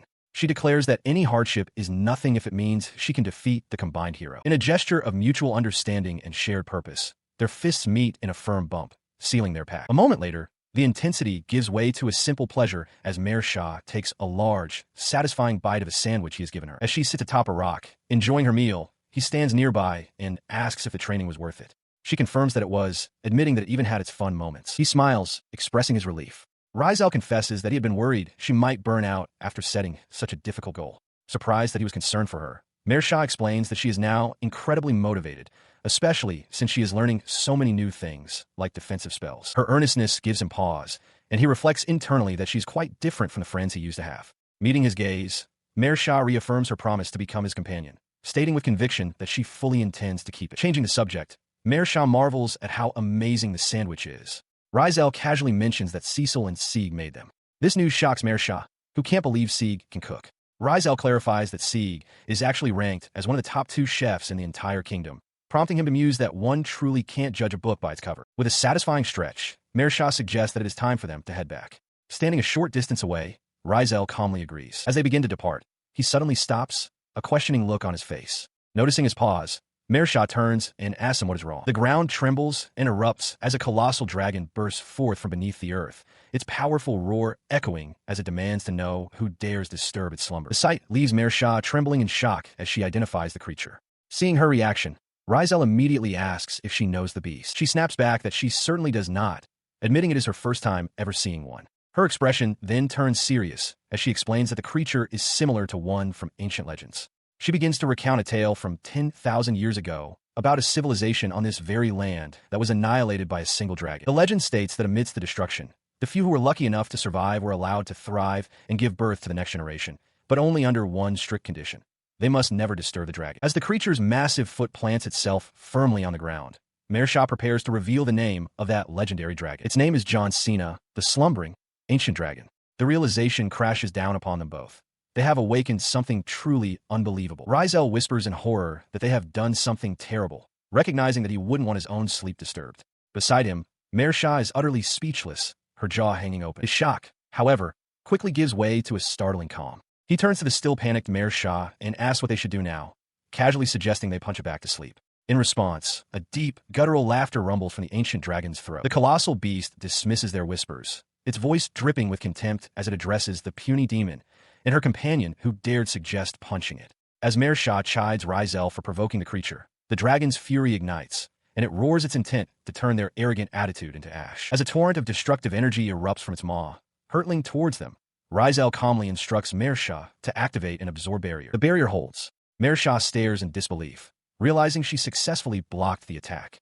Risel reassures her with a confident smile, explaining that she surpassed the power of that dragon long ago. The ancient beast itself looks on, momentarily stunned by this turn of events. He continues, stating that the once slumbering dragon is now a foe well within her power to defeat. Recovering its composure, the dragon scoffs, reminding them that it was merely a single attack. The situation calls to mind the old pact made between races. Should the ancient dragon awaken, the combined hero of the humans was tasked with its subjugation. The demons, deemed not strong enough, were to provide support, resources, and ultimately serve as bait. Recalling this humiliating agreement fills Mersha with rage. Her expression twists into one of fury as she vows to defeat the beast herself, nullifying the pact by bringing back its corpse. Risel notes with a hint of pride that she is finally making the face of a true demon lord. He encourages her, framing the battle as a memorable first fight and good practice for an eventual confrontation with the combined hero. Mersha's demeanor shifts to one of eager excitement. The thought of her first real battle being against an ancient dragon makes her arms tremble in anticipation. Her resolve, now absolute, she declares that she will hunt the dragon for the future of all demons. The beast roars back its challenge, promising to incinerate her until not even ashes remain. Unfazed, she gathers crackling energy into her hands, focusing her power to form a potent offensive spell, a magic spear. The spear of pure magic lances through the air, striking the dragon directly in the head with a blinding explosion. The creature bellows, not in agony, but in pure, unadulterated wrath. Its furious roar was cut short as a series of blinding explosions erupted across its head, engulfing the colossal beast in a torrent of destructive energy. The ground trembled as the ancient dragon's immense body crashed down, its form vanishing within a cloud of dust. Mersha stared in disbelief, wondering aloud if the fight was already over. She turned to Risel, who observed that while Mersha had exceeded his expectations, the dragon was surprisingly weak. He declared his intent to finish it off completely to avoid any trouble, adding that he would use its body for negotiations with the humans. His pragmatic statement prompted Mersha to consider their next steps. She noted that she already had the evidence of her victory, questioning what they should do with the remains. Risel mused on the value of the materials, suggesting it would be a waste not to use the body of a 1,000-year-old dragon for crafting magic tools. His eyes suddenly widened as a realization struck him. "Ah, I got it," he exclaimed. Intrigued, Mersha asked what interesting idea he had just come up with. He smiled reassuringly, telling her not to rush. He explained that he would need her help with his plan and would explain it to her clearly. Later that night, beneath the full moon, he presented her with an object. Mersha questioned the sudden gift, though she admitted she was happy. Her handmaiden urged her to accept it, promising that Risel would explain later. As she held it, the item began to radiate a soft, ethereal light. She stared down at it, her voice trailing off in wonder as she tried to comprehend what it was. He then revealed its nature, a magic sword forged from the slumbering, ancient dragon. He explained that because it was made with her own magic circles, it was a weapon that only she, or someone of her bloodline, could ever wield. She clutched the weapon, overwhelmed. She insisted she couldn't accept something so amazing, claiming it would be a waste for her to use it. As she protested, her thoughts turned to her sister, Cecil. Her sister, Cecil, looks at her with sharp resolve, explaining that even if they defeat the current combined hero, others will surely follow. Cecil declares that Mersha will be the one to defeat them in her stead. Steeling herself, Mersha accepts this future, vowing to take her sister's place. She grips the new sword, a silent understanding passing through her. Once her sister is gone, she will be the one fighting. With her choice made, she fully accepts the responsibility. Nearby, a handmaiden expresses her awe to Risel, finding it incredible that he defeated the ancient dragon. Risel, however, calmly corrects her, stating it's a shame he wasn't the one who accomplished the feat, and mentions he will place the sword in his storage magic. Her confusion is cut short as Cecil proudly boasts that she was the one who beat the slumbering dragon. The handmaiden is stunned. From a short distance, Risel mutters that he can hear them, wryly recalling how scared Cecil had been at first. Mersha then asks if every part of the dragon was used to forge the sword. With a wide, toothy grin, Cecil reveals they have a lot of leftovers and announces her grand idea. They will hold a festival. The sisters share a moment of pure excitement, realizing that a festival with dragon meat as the main dish is far too tempting to pass up. They decide to invite everyone in the city to share in the feast. Their plan quickly takes shape. Cecil declares she will summon all the workers to prepare, entrusting the task of butchering the dragon to Risel. He accepts, promising to handle it with the utmost care. Soon after, A grand celebration fills a castle courtyard. Scores of demon citizens gather around long tables laden with food, a joyous festival brought to life by the remains of the defeated ancient dragon. Among the crowd, the citizens express their disbelief and delight. They marvel at the chance to eat dragon meat, something they never thought possible. One explains to another that while a dragon's meat is usually too tough, it becomes tender after the creature has slumbered for thousands of years. Observing the peaceful scene, Cecil reflects that while defeating the dragon has granted them this moment, their struggle has only just begun. She vows to do everything in her power to maintain this peace. Risel agrees, adding a grim warning. The real fight starts now, as the combined hero's strength is on a completely different level than the dragon's. Meanwhile, the source of their concern, the summoning goddess Risel, stood with the combined hero, contemplating her own long-laid plans. She acknowledged her millennia-long manipulation of humanity from the shadows, recognizing her own dangerous nature. With the hero under her influence, she knew her position was formidable, even referring to herself as a shameless goddess. Back in the demon realm, Cecil addressed Risel directly, expressing her faith that he and her sister will be able to handle the coming threat. She stressed the need for them to pull together, a sentiment to which he somberly agreed. Her attention then shifted to Risel. A predatory grin spread across Cecil's face as she insisted on handling the fight herself, claiming she had already envisioned their enemy's defeat. She declared that once the battle was won, she would depart, leaving all diplomatic matters in Rishel's hands, but not before warning her younger sister not to compromise later. The thought of unleashing her full power brought a sinister chuckle to her lips. This sudden display of brutal intensity left both Risel and Risel utterly unnerved. Staring wide-eyed, Risel could only stammer out an agreement, the sheer ferocity of her older sister proving to be a terrifying sight. Within the Demon Lord's castle, a grand feast has concluded. Surrounded by her attendants, Risel leans back, utterly sated, and lets out a contented sigh. She declares she is so full she cannot eat another bite. She then collapses onto a nearby sofa, prompting her sister, Cecil, to chide her for such sloppy behavior. Watching them, Risel remarks with a laugh that Risel certainly doesn't act like a demon lord. Unbothered, Risel simply pats her stomach satisfied. The lighthearted moment is shattered as Risel suddenly appears before him. An intense, unspoken tension crackles between them as they lock eyes, their faces mere inches apart. His focus shifts abruptly as Risel gets his attention. He confirms that he has noticed the disturbance as well. She reports 3 individuals at the front gate and asks for his thoughts, noting that while their combat powers vary, their presence is a problem. The intruders are none other than the summoned heroes, standing grimly before the castle walls. From their perspective, the heroes survey their destination. Leo remarks that it only took them a few months to arrive, expressing disappointment at how anticlimactic it feels. He dismisses his companion's caution, declaring that since their target is the Demon Lord, he will handle the negotiations. Banza clicks his tongue in annoyance at Leo's recklessness as the bald hero strides forward, shouting for the demons to bring out their lord immediately. His demand is met by 2 demon guards who refuse him entry, one calling him an impolite orc. Enraged by the insult, Leo grins, stating that he could use a warm-up before facing the demon lord. Unflinching, the guard vows to defend the door with her life. Meanwhile, Risel, Risel, and Risel watch the confrontation unfold on a large monitor. Risel observes that they are in quite a pickle. Risel grimly agrees, stating that they have no choice but to proceed. He reasons that he cannot simply barge in with his current appearance, as he is supposed to be dead. When Risel asks if he intends to change, he confirms that is his plan. At the castle gates, the confrontation escalated. The bald hero, Leo, lunged at one of the demon guards, his blade drawn. He roared a challenge, daring the guard to face him. The clash of their weapons erupted in a blinding flash of energy. The force of the impact threw both combatants backward, the guard crying out in exertion while the hero was momentarily stunned. In the space between them, a strange object materialized. A large, dark cocoon, wrapped in shimmering bands of magic, pulsed with an unknown power.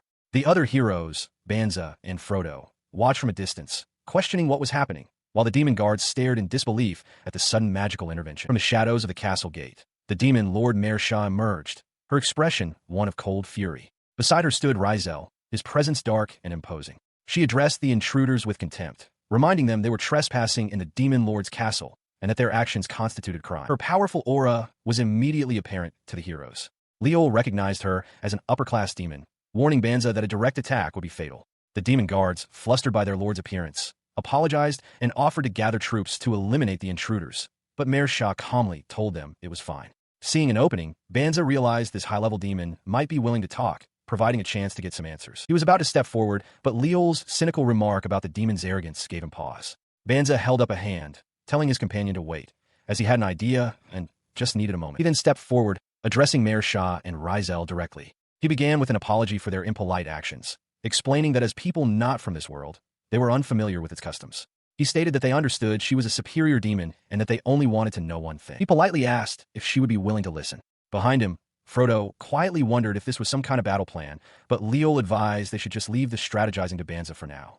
Meanwhile, Risel observed them, internally confirming that these were the summoned heroes who had caused so much trouble before. He found their current behavior, forcing their way to the front gate and demanding a fight, only to ask for a talk, to be utterly baffling. He leaned toward Mersha, his voice low. He asked her if the specific words, hero, combine, meant anything to her. The question struck a nerve. Banza's face contorted in shock as he realized Risel knew something significant.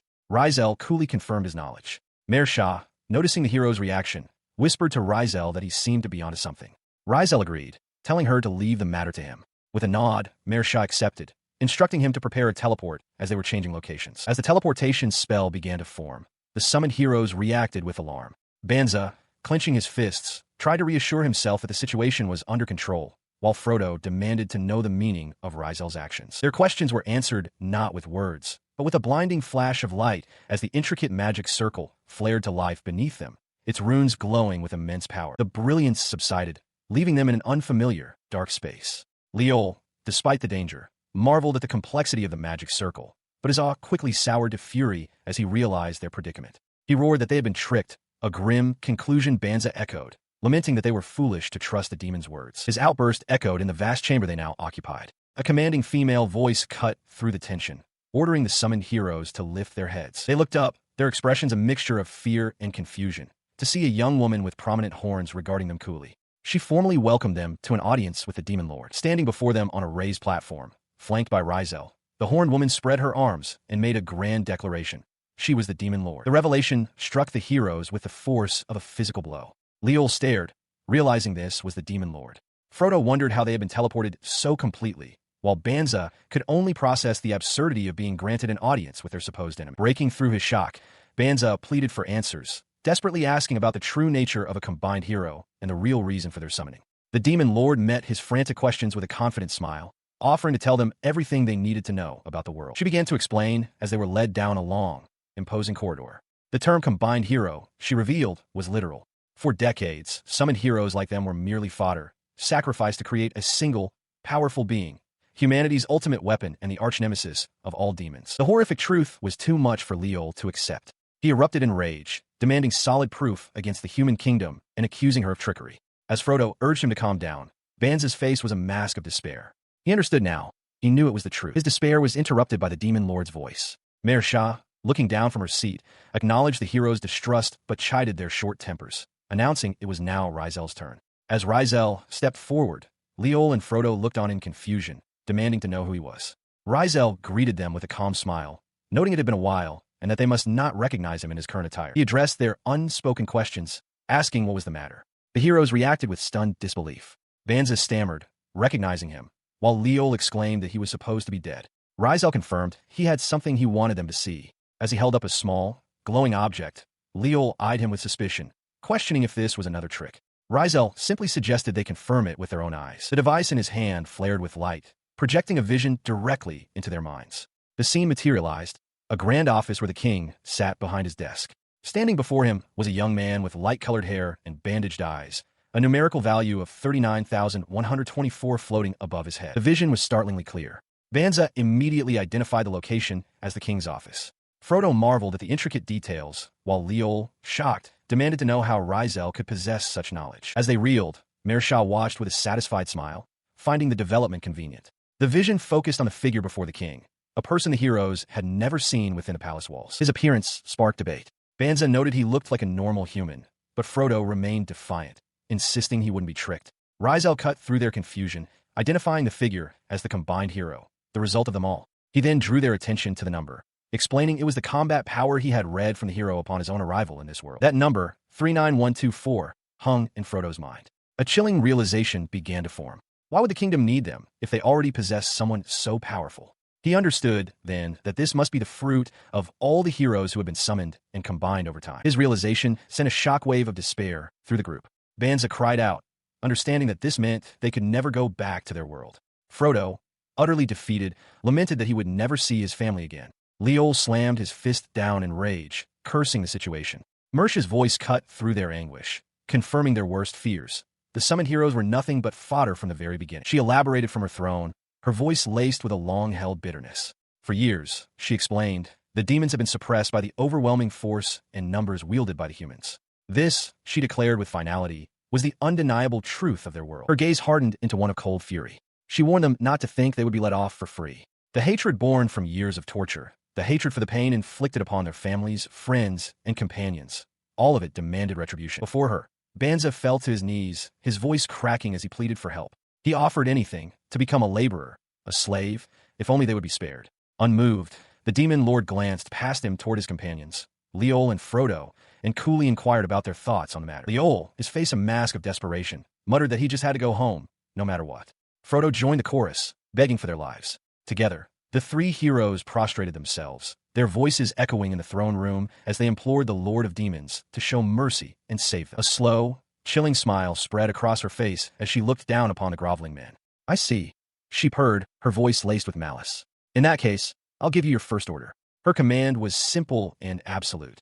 The three of them were to become dead corpses. Her words hung in the air, and the three heroes could only stare back, their faces etched with disbelief and dawning horror. Within the royal castle, the king reviewed a troubling report. A mixed party of human and demon adventurers had fought, but only the humans survived. The incident was ruled an accident, but he found the proposed punishment, a mere year in prison, far too lenient. He mused that under demon law, such an act would have undoubtedly resulted in execution. Elsewhere, a noble with dark, tied-back hair concurred with the assessment as he processed the paperwork. He found the entire court case annoying and the reports a pain to deal with. As he grumbled to himself, a brilliant halo of light suddenly materialized in the air above him. His thoughts were shattered by a deafening crash that echoed through the room. Both he and the king, in their separate locations, flinched in shock. The noble, clutching his head, wondered aloud in terror if a pillar had just collapsed. The sound was accompanied by a heavy thud. On the floor of the noble's office, one of the summoned heroes lay motionless, a faint groan escaping his lips. He wasn't alone. The noble's eyes widened in sheer terror as he took in the full, horrific scene. 3 dead bodies were now strewn across his office floor. Stammering in disbelief, he stared at the gruesome wounds, realizing with mounting dread that there were gaping holes torn through their guts. The question echoed in his mind. Why were they in his office? The sheer impossibility of it all forced him to a desperate conclusion. Sweat beaded on his brow as he thought, this is a nightmare. It was no dream. The event had been set in motion an hour earlier, inside the Demon King's castle. There, Mersha sat upon her throne, Risel at her side, as she addressed the 3 summoned heroes. She gave them her first order, go ahead and become corpses. Her command was met with immediate disbelief and outrage. Frodo, his eyes wide behind his glasses, accused her of tricking them, while Leol angrily demanded to know what she meant. She met their shock with a cold, unwavering gaze, her expression unreadable. I told you, she stated calmly. I speak only the truth. Her companion, Risel, suggested she should stop teasing the summoned heroes. With a small laugh, the demon lord agreed, admitting she had wanted to see their dumbfounded expressions. The heroes themselves could only stare in utter shock and confusion. Mersha offered a placid apology, explaining she was holding a bit of a grudge. Risel, sweating slightly, pointed out that her words had angered the bald warrior. Leol's face contorted with rage as he demanded to know if she couldn't at least limit her pranks. He ignored Banza's attempt to calm him, admitting that while he may be simple and act before thinking, he still demanded an explanation that made sense. Mersha, however, advised him not to insult himself, adding with a small, knowing smile that she likes honest men like him. She then turned her head slightly, her expression becoming more neutral. She then turned to Risel, asking if he could handle the rest of the explanation. He calmly agreed. Before he could begin, the heroes started speculating on how he could have survived after they were told he was dead. Frodo questioned how he managed to fool both the assassins and the king, while Banza theorized about some form of special illusion magic. Leol, still agitated, wondered if they had been brainwashed. Risel cut through their theories with a simple, direct statement. He made a fake body. The revelation left the heroes momentarily stunned, with Frodo realizing the truth, Banza finding it disturbing, and Leol simply repeating the words in disbelief. Leol demanded to know what he meant, and Banza grimly concluded that Risel must have murdered someone to procure a body. Annoyed by the accusation, Risel clarified that he created his own body and didn't kill anyone. From the side, Mersha stifled a laugh, amused that they didn't trust him at all. Leol recoiled, declaring he can't deal with ghosts, while Frodo asked if that meant Risel himself was a fake. Risel then presented a small, card-like object, explaining that he used this multi-functional cell to create a clone. He elaborated that it was a complex spell combining many others, and conceded that their world's understanding of clone magic was not yet advanced enough for them to fully grasp it. The heroes looked on in awe. Leol grumbled that even though he was told it was a clone, the fact that Risel was alive still irked him, though he conceded it was better than dying in battle. Banza asked for clarification on what a clone was, while Leol expressed fear at the thought of a doppelganger of himself existing. Risel confirmed that Banza's understanding was theoretically correct, but trailed off as he began to explain a key limitation. The clones cannot be sustained. He emphatically declares that they must use the clones this time, ignoring all objections. As Leol flinches in surprise, Mersha apologizes for Risel's stubbornness and asks the heroes to help manage him. With a surge of magical energy, the forms begin to take shape. The three heroes stare in awe at their perfect, naked duplicates. Leol mutters in disbelief at how much the clone looks just like him. Risel explains that these are high-grade clones, perfect for faking their deaths, but reiterates their key weakness. They cannot sustain themselves. Frodo raises a practical concern, asking what they should do with the bodies, noting the danger of simply leaving them in human territory. Banza agrees, adding they would be unidentifiable. Risel assures them he has a solution, and Mersha elaborates. They will send the clones directly to the king's office, accompanied by a letter imbued with their own magic. Elsewhere, in a lavish bedchamber, a nobleman with a dark goatee groans as he is stirred from his sleep. His eyes flutter open to see Regias by his bedside, who expresses relief that his majesty is finally awake. Regias explains that they heard him screaming and rushed in to find him surrounded by corpses. The memory floods back to him. The nobleman sits bolt upright, his eyes wide with alarm, demanding to know what became of the bodies. He listens as Regias reports that, after identification, the corpses were confirmed to be the three summoned heroes. The nobleman grimly concludes that the demon lord has finally crossed the line. However, Regias interjects with a puzzling detail. The bodies arrived far too quickly. In response to this anomaly, Regias presents a flat, rectangular device, suggesting it might hold the answer. The nobleman eyes it with suspicion, asking what it is. He takes the device, learning it was placed beside the bodies in a letter. He realizes it's a teleportation device with an astonishing range of 20,000 kilometers. Calculating the 4,000-kilometer distance to the Demon Lord's castle, he concludes with grim certainty that this is no bluff. His face contorted with rage, the noble demanded to know how the demons had managed such an incredible feat. Had they found a retired sage? And what of the letter? Before he could continue his tirade, Regias stepped forward, presenting the document with a declaration. Here it is, as he read. The words of Demon Lord Mersha dripped with mockery. She thanked the human king for the gift of the three summoned heroes, informing him that the demons had dealt with the slumbering ancient dragon themselves and no longer required his help. With that, she declared she was nullifying the conditions regarding the dragon, accepting the war he had declared via the heroes, and would be making significant changes to their trade agreements. The letter concluded with a flippant postscript noting how delicious dragon meat was, leaving the noble trembling with suppressed fury. The noble erupted, slamming his fist down as he roared about the sheer impudence of the letter. They were supposed to take the initiative, yet the demon lord had declared war on them first. Regias pleaded with his majesty to calm down, warning that such anger would only harm his body, but his words were lost in the storm of the noble's fury. He dismissed Regias' suggestion to send a scout first, calling the letter mere words. Instead, he commanded Regias to prepare the combined hero for battle, ordering him to burn the demon's territory and strike them all down. When Regias hesitated, the noble's voice dropped to a menacing whisper, asking if he would like to be executed for treason. Defeated, Regias could only agree. Alone in the dark, the noble seethed, vowing to send the combined hero to remind the insolent demon lord of her place. He believed her arrogance was temporary, and a wicked laugh echoed from the castle as he reveled in his anticipated victory. Meanwhile, in the demon realm, Mersha burst out laughing. She pointed triumphantly, shouting for everyone to look. The king had completely fallen for the pranks Risel had pulled. The three summoned heroes, now sitting comfortably, watched her display, with one muttering that she was nothing more than a bratty girl. Mersha admitted with a chuckle that even she couldn't believe he would fall for everything. Risel then revealed it was his idea to add a button to the teleportation device that would deliver a shock, correctly predicting the king wouldn't follow instructions. As she recalled the moment, Mersha realized with delight that the king had actually pushed it. Risel confirmed it with a smile, noting that the full message would therefore reach him soon. Back in the present, the heroes reflected on their change in fortune. Banza noted the luxurious treatment they'd received, while Frodo lamented not realizing the truth sooner, and Leol expressed his shame. Risel observed their relaxed state, and Mersha remarked that they were lucky to have been cloned before they were combined. The heroes all agreed that cloning was a far better fate than being forced to merge with someone else. Later, as Risel sat alone, a knock came at his door. A voice from the other side announced the arrival of the teleportation device used to send the food.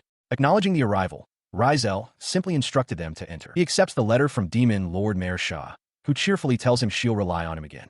Acknowledging her with a simple good work, he takes his leave as the door closes behind him.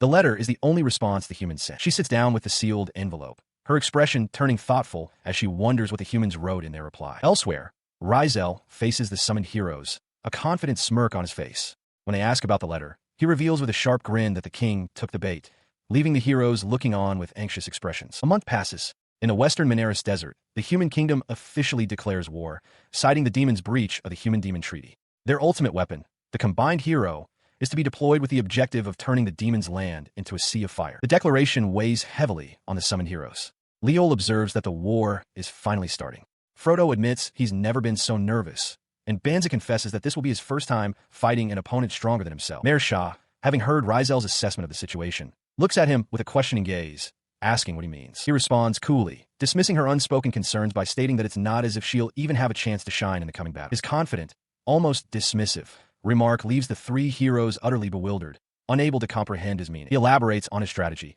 explaining that the humans intend for this war to be a swift victory using a smaller force. Their goal is to display the overwhelming power of the combined hero to assert total dominance. Because of this single-minded focus, he concludes the chance of them employing complex strategies like an ambush is extremely low. His plan becomes clear. He intends to confront the combined hero directly. By defeating their ultimate trump card, they will shatter the humans' morale. Mersha appears, fully endorsing his audacious plan.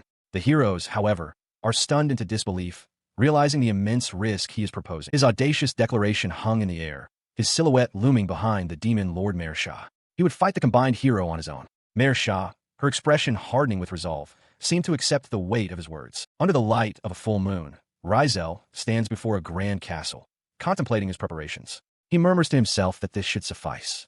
From behind, Banza approaches, greeting him and asking what he's doing out so early, wondering if it's a morning walk or some last-minute prep for the impending battle. Banza's attention is drawn to a spherical device hovering nearby, and he asks if the preparations are related to it. Risel confirms, explaining that it is a magic tool for image reception, and that they have been placed all throughout the Demon Lord's territory, including the castle itself. He is stunned by the revelation, exclaiming in disbelief at the sheer quantity of magic stones that would be required to cover the entire territory. Risel calmly clarifies that while he was missing a few, Frodo was able to provide them, thanks to his ability to use storage magic. Still processing the scale of the operation, Banza asks why Risel is setting up all these tools, marveling that he accomplished it all in a single day since the battle was only decided upon yesterday.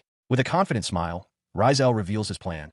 He intends to broadcast the fight between the Demon Lord and the combined hero. The realization dawns on Banza with horror. The real threat wasn't the Demon Lord, but Risel himself. He demands to know the purpose of such a broadcast. Risel explains that it is to show the entire world the true strength of the current Demon Lord, ensuring that no one would dare make a move against her territory, even in her absence. His confusion deepens at the mention of her absence. Risel's expression turns serious as he reveals his ultimate goal. He is bringing her to his world.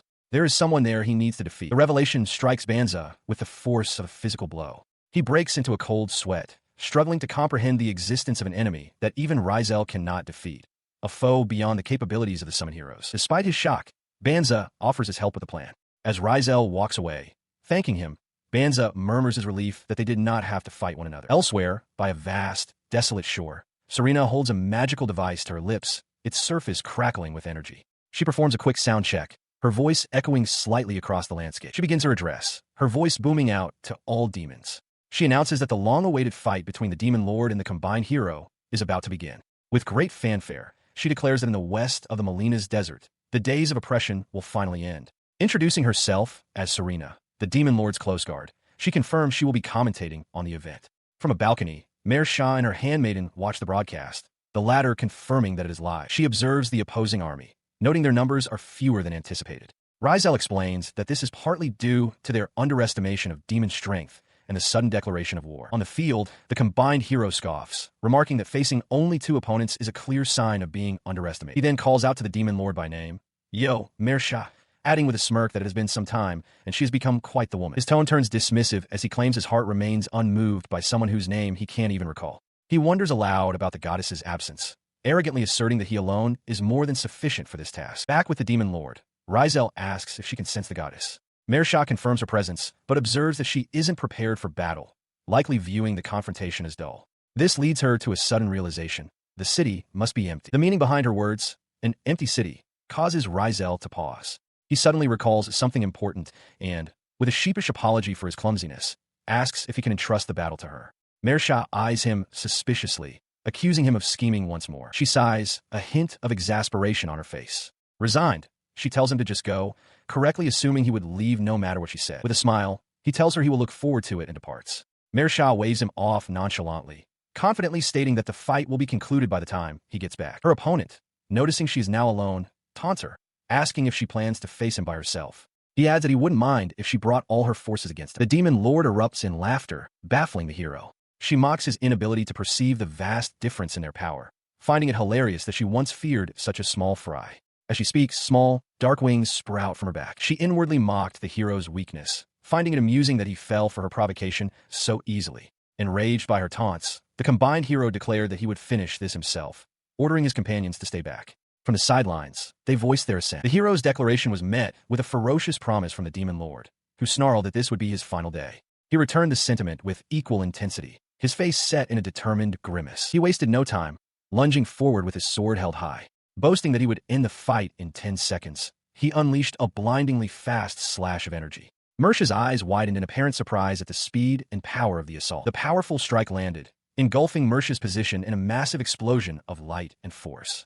The hero coughed, feeling the strain of his own immense output of energy. But as the dust settled, Mersha floated in the air completely unscathed. She looked down on him with disdain, questioning how he could fail to even dodge such an attack. The hero grunted in frustration, realizing with alarm that his own healing was taking far too long. He grit his teeth, trying to convince himself that the damage was minimal. From the shadows, Mersha's eye glinted as a small orb of dark energy formed before her. The small orb erupted in a blinding flash, catching the hero completely off guard. He scoffed, dismissing the blast as nothing more than petty tricks. In that instant of distraction, a shadowy tendril of energy burst through his chest from behind. Staggering from the unexpected blow, he coughed up blood, a single thought consuming him. He needed to use his full heal magic immediately. Appearing behind him, Mersha simply called him an idiot, a swirling vortex of dark power held in her hand. His wounds vanished as his healing magic took effect.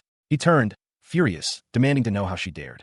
Mersha smiled, thanking him for waiting while she completed her own full heal. She gestured to a gaping, dark wound in her own chest, now rapidly closing. She mused aloud about the many reasons he shouldn't have gotten so cocky, leaving him and his companion utterly stunned. She hovers above her opponent, her power fully restored, and declares the simple truth of their conflict. She is strong, and he is weak. That is all. Her words are final. The combined hero, his body now grievously wounded, collapses backward onto the ground. He can only utter a faint acknowledgement before succumbing as she watches his defeat with a calm, detached expression. She turns away, her internal thought a simple dismissal of the entire affair. How boring. Meanwhile, those watching the broadcast react with disbelief. The summoning goddess, Risel, stares at the projection, stammering in shock at the hero's utter defeat. From her own vantage point, the demon warrior Serena also expresses her disappointment, finding the one-sided battle to be an unbelievable and unsatisfying spectacle. An unseen announcer's voice booms across the realm, proclaiming the demon lord's overwhelming victory for all to hear. With the victory declared, the broadcast concludes with a final message of glory to the demon lord before the transmission cuts out. The battle now truly over, Mersha turns to Risel, who has appeared nearby wearing a pair of horns as a disguise. She asks if he was watching. He confirms he was, praising her amazing performance and noting that he has just finished his own business. She sighs and asks what he was doing. Risel cheerfully explains that he stole the combined hero's device, stunning Mersha. He calmly requests an audience to discuss its use. When she, flustered, asks if he analyzed it, he confidently confirms he did so within seconds. He then turns his gaze to the sky and calls out with authority, addressing the god of summoning directly. He announces that he possesses the hero's device and commands the deity to appear at once. He waited, but the sky remained empty. After a moment, he observed that the goddess was not there. Standing beside him, Mersha noted that she wasn't taking the bait. His confidence was unshaken. He calmly remarked that it didn't matter. She would eventually show up, though he thought to himself that his summons had been too loud. Mersha, however, was impressed by his forceful approach and eagerly declared that they should proceed. With a slight smile, he agreed. He then revealed his true intention, stating that it was time for the experiment, an experiment involving both himself and the combined hero. Mersha dismissively tells Risel to go, insisting she'll be finished with her own task before he even returns. She confidently asserts that she'll be fine with or without him. With a slight smile, Risel replies that he will look forward to it. He turns his attention to a snow-covered town below. As he surveys the area, he concludes that with their defenses so weak, he should be able to steal the combination device without issue. Consulting a glowing map, he confirms his target's location. According to the schematics, the device should be just ahead. He enters a chamber and finds it completely empty, just as he expected.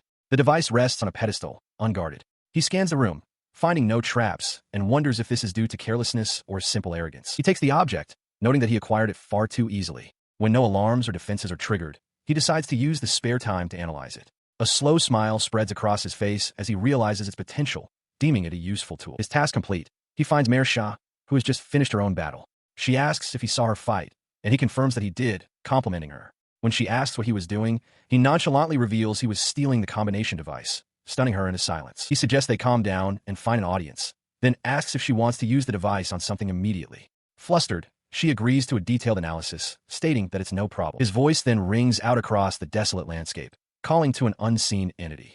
He announces to the god of summons that he possesses the combination device and demands they appear at once. After a moment of silence, Mersha observes that their target isn't coming. Risel agrees, concluding that this god is not one to be easily baited. She quickly changes her tune, deciding it doesn't matter since their quarry will have to come out eventually. With a determined grin, she exclaims that they should simply use the device right away. Her eagerness was met with a different proposal.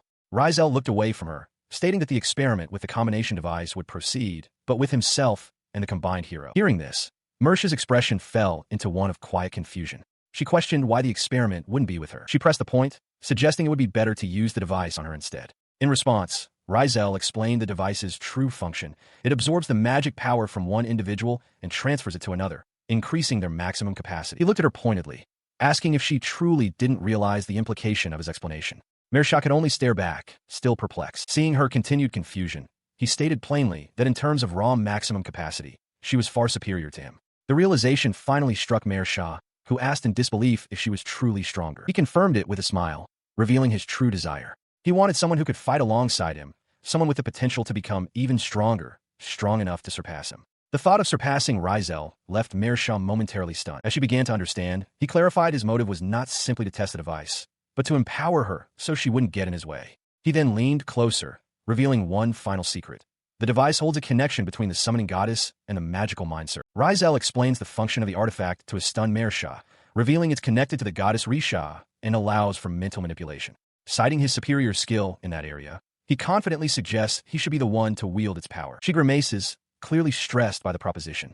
After a moment of strained thought, Mersha concedes that she can't object to his logic, admitting he seems determined to try it regardless. Still, she voices her concern, asking if the procedure is truly safe. Risel simply smirks, retorting that they will never know what might happen unless they actually use it. His expression shifts to one of manic glee as he declares the commencement of their experiment.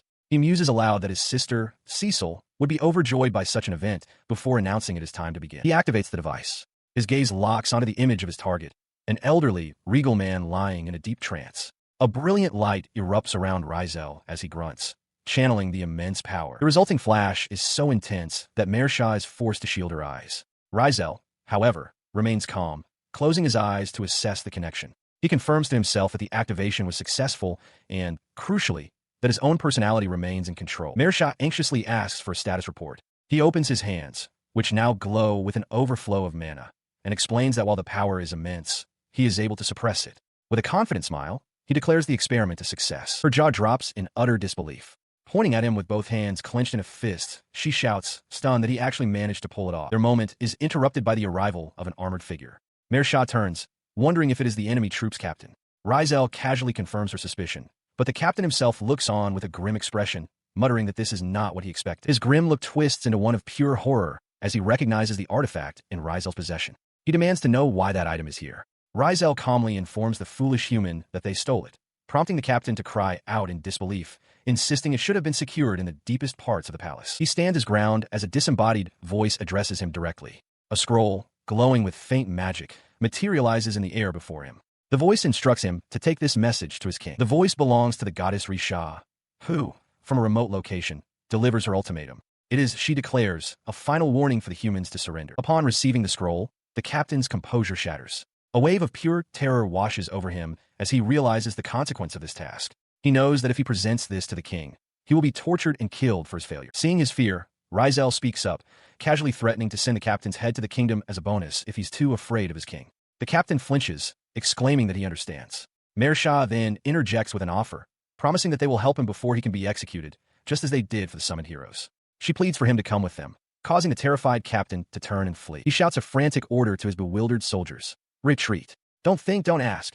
As the captain and his men withdraw, Mersha observes that there seems to be no problem. Risel wonders aloud if the king will actually receive the message. The fleeing captain, meanwhile, makes a silent, desperate vow. If this is a trick, he will hold a grudge against them even in death. Facing the vast enemy army arrayed before them, Mersha suggests using a teleportation spell to send them away. Risel, however, rejects the idea, insisting that they need all the time they can get. With a resigned sigh, Mersha concedes, acknowledging she has no other choice. He explains his reasoning, stating his desire to test some new tactics with his newly expanded mana pool.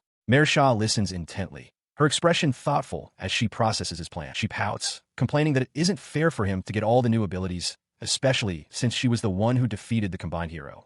Risel playfully observes that she seems to be in a bad mood. He leans closer, a confident glint in his eye, and tells her not to worry. He reveals that he is preparing an ultimate trump card specifically for her. Her annoyance instantly vanishes, replaced by wide-eyed shock and intrigue. With the matter settled, he declares it's time to head back to the castle, anticipating that Cecil and the others are preparing a feast. As they walk through the paved courtyard, his attention is suddenly caught by something ahead. A massive crowd of demons has gathered to welcome them. Mersha stands at the center of the assembly, flanked by Risha and other high-ranking members of her court, all awaiting their victorious return. Mersha's face lights up with unrestrained joy. She throws her head back and laughs heartily, basking in the warm reception. Beside her, Risel watches with a fond, gentle smile. The celebration erupts as Mersha is swept into a tight, emotional hug by her sister, Cecil.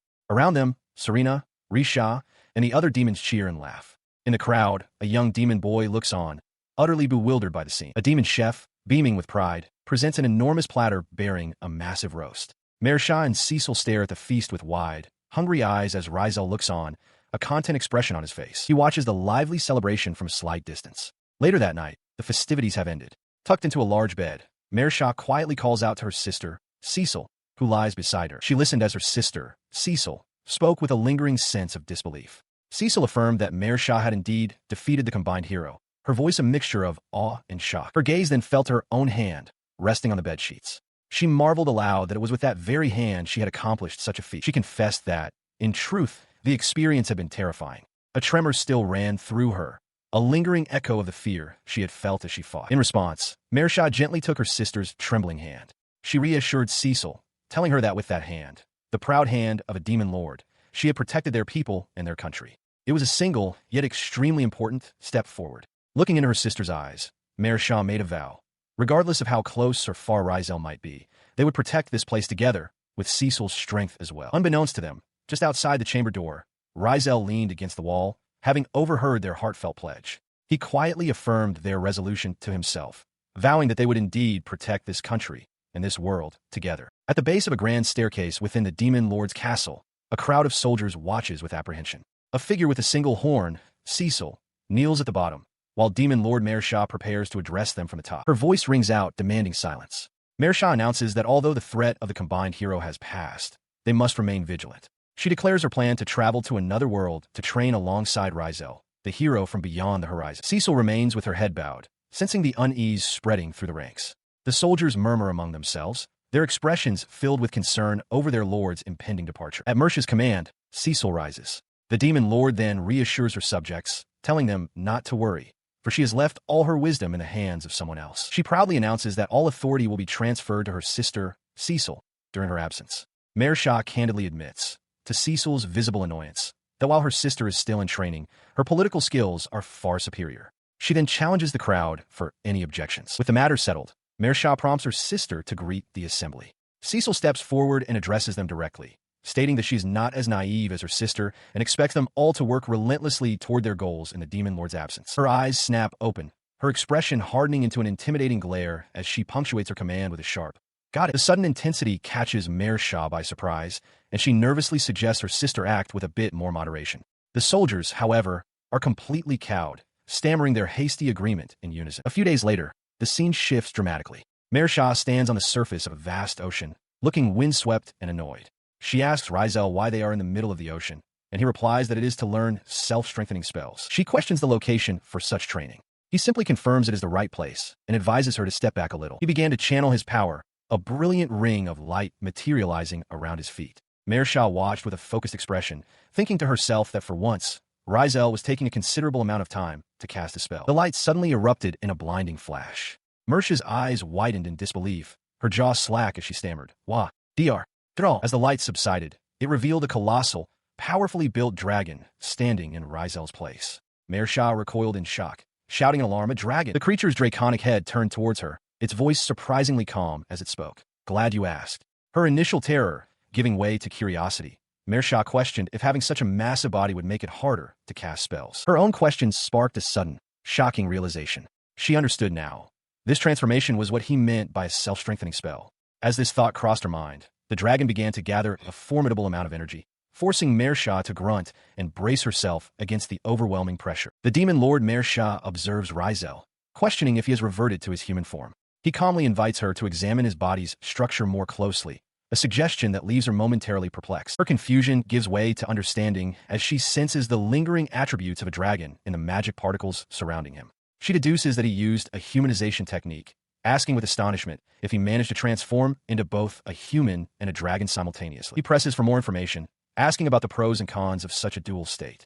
With a smug grin, she declares his assessment correct and claims there are no downsides, an answer that clearly irritates him. She then provides a more detailed explanation. A dragon possesses unique, powerful spells, but is hindered by its large, slow frame. Conversely, a human lacks the capacity to control a dragon's immense mana. The realization dawns on her. A human capable of wielding a dragon's superior spells would be the ultimate combination. He confirms her assessment, adding that this form grants him a stronger body alongside the dragon's unique spells. Mersha excitedly clarifies that by transforming into a human without deactivating the dragon form, all weaknesses are nullified. This hybrid state combines human flexibility and quick-wittedness with a dragon's toughness and resilience, achieving a state of pure self-strengthening. The concept solidifies in her mind as a form of self-strengthening. She muses that to become a dragon, one must first defeat one, a strategic consideration she had never entertained before. This realization, however, leads to self-doubt. With a wavering voice, she admits she is unsure if she could ever master such a high-level technique. Her negativity provokes a sharp reaction from Risel, who grabs her and tells her to stop saying such things. He vehemently rejects her uncertainty, declaring that her dragon form is determined by her vast mana pool, making her the ideal candidate for the technique. He reveals that he himself was only able to use this ultimate spell after merging with a combined hero, emphasizing just how suited she is for it. His outburst softens as he internally reflects that her chronic low self-esteem must be a result of years of abuse. Outwardly, he tells her this is a bad habit, but one that is also tied to her thought processes. He then accepts his role as her mentor, vowing to help her build confidence. Touched, she apologizes and, with a hopeful smile, agrees to rely on him. Her positive response pleases him. He declares that her spirit is exactly what's needed, and that the first step on her path will be to learn the art of self-strengthening. He presents an ornate bracelet to Mersha, instructing her to wear it. As she admires its beauty, she asks what it is. He explains that it will lessen the burden of her training and act as a minor spell stabilizer. He then gives her a final, challenging instruction to transform into both dragon and human while wearing the bracelet. With renewed determination, she shouts that she will do her best. Her training begins, continuing through the night under the full moon. After some time has passed, Risel sits alone, examining a glowing interface. His concentration is broken when he hears Mersha's voice echoing from down the hall, calling his name with excitement. She rushes in, beaming with pride, and triumphantly announces that she has finally mastered the dragon-human transformation technique. Eagerly, she asks if he wants to see her new form. Risel, taken aback for a moment, looks at her with genuine amazement. Mersha turns to Risel, who is currently in the form of a small dragon, and announces she has something to ask. The sight prompts a memory for Risel, a time when he was unable to revert from his draconic state. She then questions the true strength of the so-called combined hero, admitting she found him rather underwhelming. Puffing her cheeks, she tells Risel that if he wants to know the truth, he should simply investigate it for himself. Taking her suggestion to heart, he returns to his human form. He sits calmly beneath the night sky, gazing at the brilliant full moon, and poses a curious question about it. Her composure shatters at his words. Stunned, she stammers in disbelief, questioning his focus on the moon and exclaiming that it's impossible for someone to be living there. He calmly asks if she is certain the matter isn't worth investigating. Regaining her poise, Mersha nonchalantly gives him permission to proceed, conceding that it would be a significant discovery if he were right. Following his decision, a small, insect-like drone activates with a soft chime. It takes flight, its mechanical wings buzzing as it ascends rapidly toward the moon in the night sky. The drone reaches its destination, hovering over the lunar surface. Its sensors reveal a startling sight, a tall, slender white tower standing alone, encased within a shimmering, transparent dome. Meanwhile, in a windswept clearing on the planet's surface, the demon warrior Serena stands alone. Her gaze is fixed on a large tree in the distance, her posture still and contemplative. The wind whips through the clearing, rustling her long ponytail as she remains motionless, lost in thought. Her eyes are closed, her expression a mask of solemn contemplation, suggesting a deep and troubling memory has surfaced. A flicker of understanding crosses Risel's eye, his slitted pupil constricting slightly. On the balcony, Mersha leans forward expectantly over her teacup, asking for his report. He confirms her fears with a confident smirk. There is no doubt in his mind. His connection to the drone was deliberately severed by someone. His gaze drifts up toward the full moon, a wide, excited grin spreading across his face. He marvels aloud at the revelation that someone truly powerful exists in this world. His casual excitement prompts a violent reaction from Mersha. She slams her hands on the table, her eyes wide with disbelief as she questions if something is really up there. She gestures wildly, protesting that in her several hundred years of life, she has never heard of such a thing. Unfazed by her outburst, he simply states that he is certain. Her shock gives way to a flushed, fiery determination. Pointing forward with newfound resolve, she declares that they must go. He readily agrees, his own smile unwavering. As they resolve to act, another figure stands with them, his horned profile outlined against the sky. Mersha's voice rings out, defining their shared objective. Their goal is the strongest being on the moon. Risel and Mersha arrive at a solitary tower on the moon's surface, floating in the starry void. He confirms their location, while she expresses astonishment that people truly live in such a place. They land before a strange, shimmering barrier at the tower's base. Risel voices the immediate challenge, finding a way to get inside. As if in response to his words, an opening materializes in the barrier. Mersha, a bead of sweat on her cheek, observes that the door opened on its own, questioning if they are being welcomed. Her apprehension grows, and she wonders aloud if their presence has been detected, and if this is a trap. Risel, however, remains calm, assuring her that he senses no hostility. He states their purpose plainly, explaining they cannot find the cub without entering the mother's nest.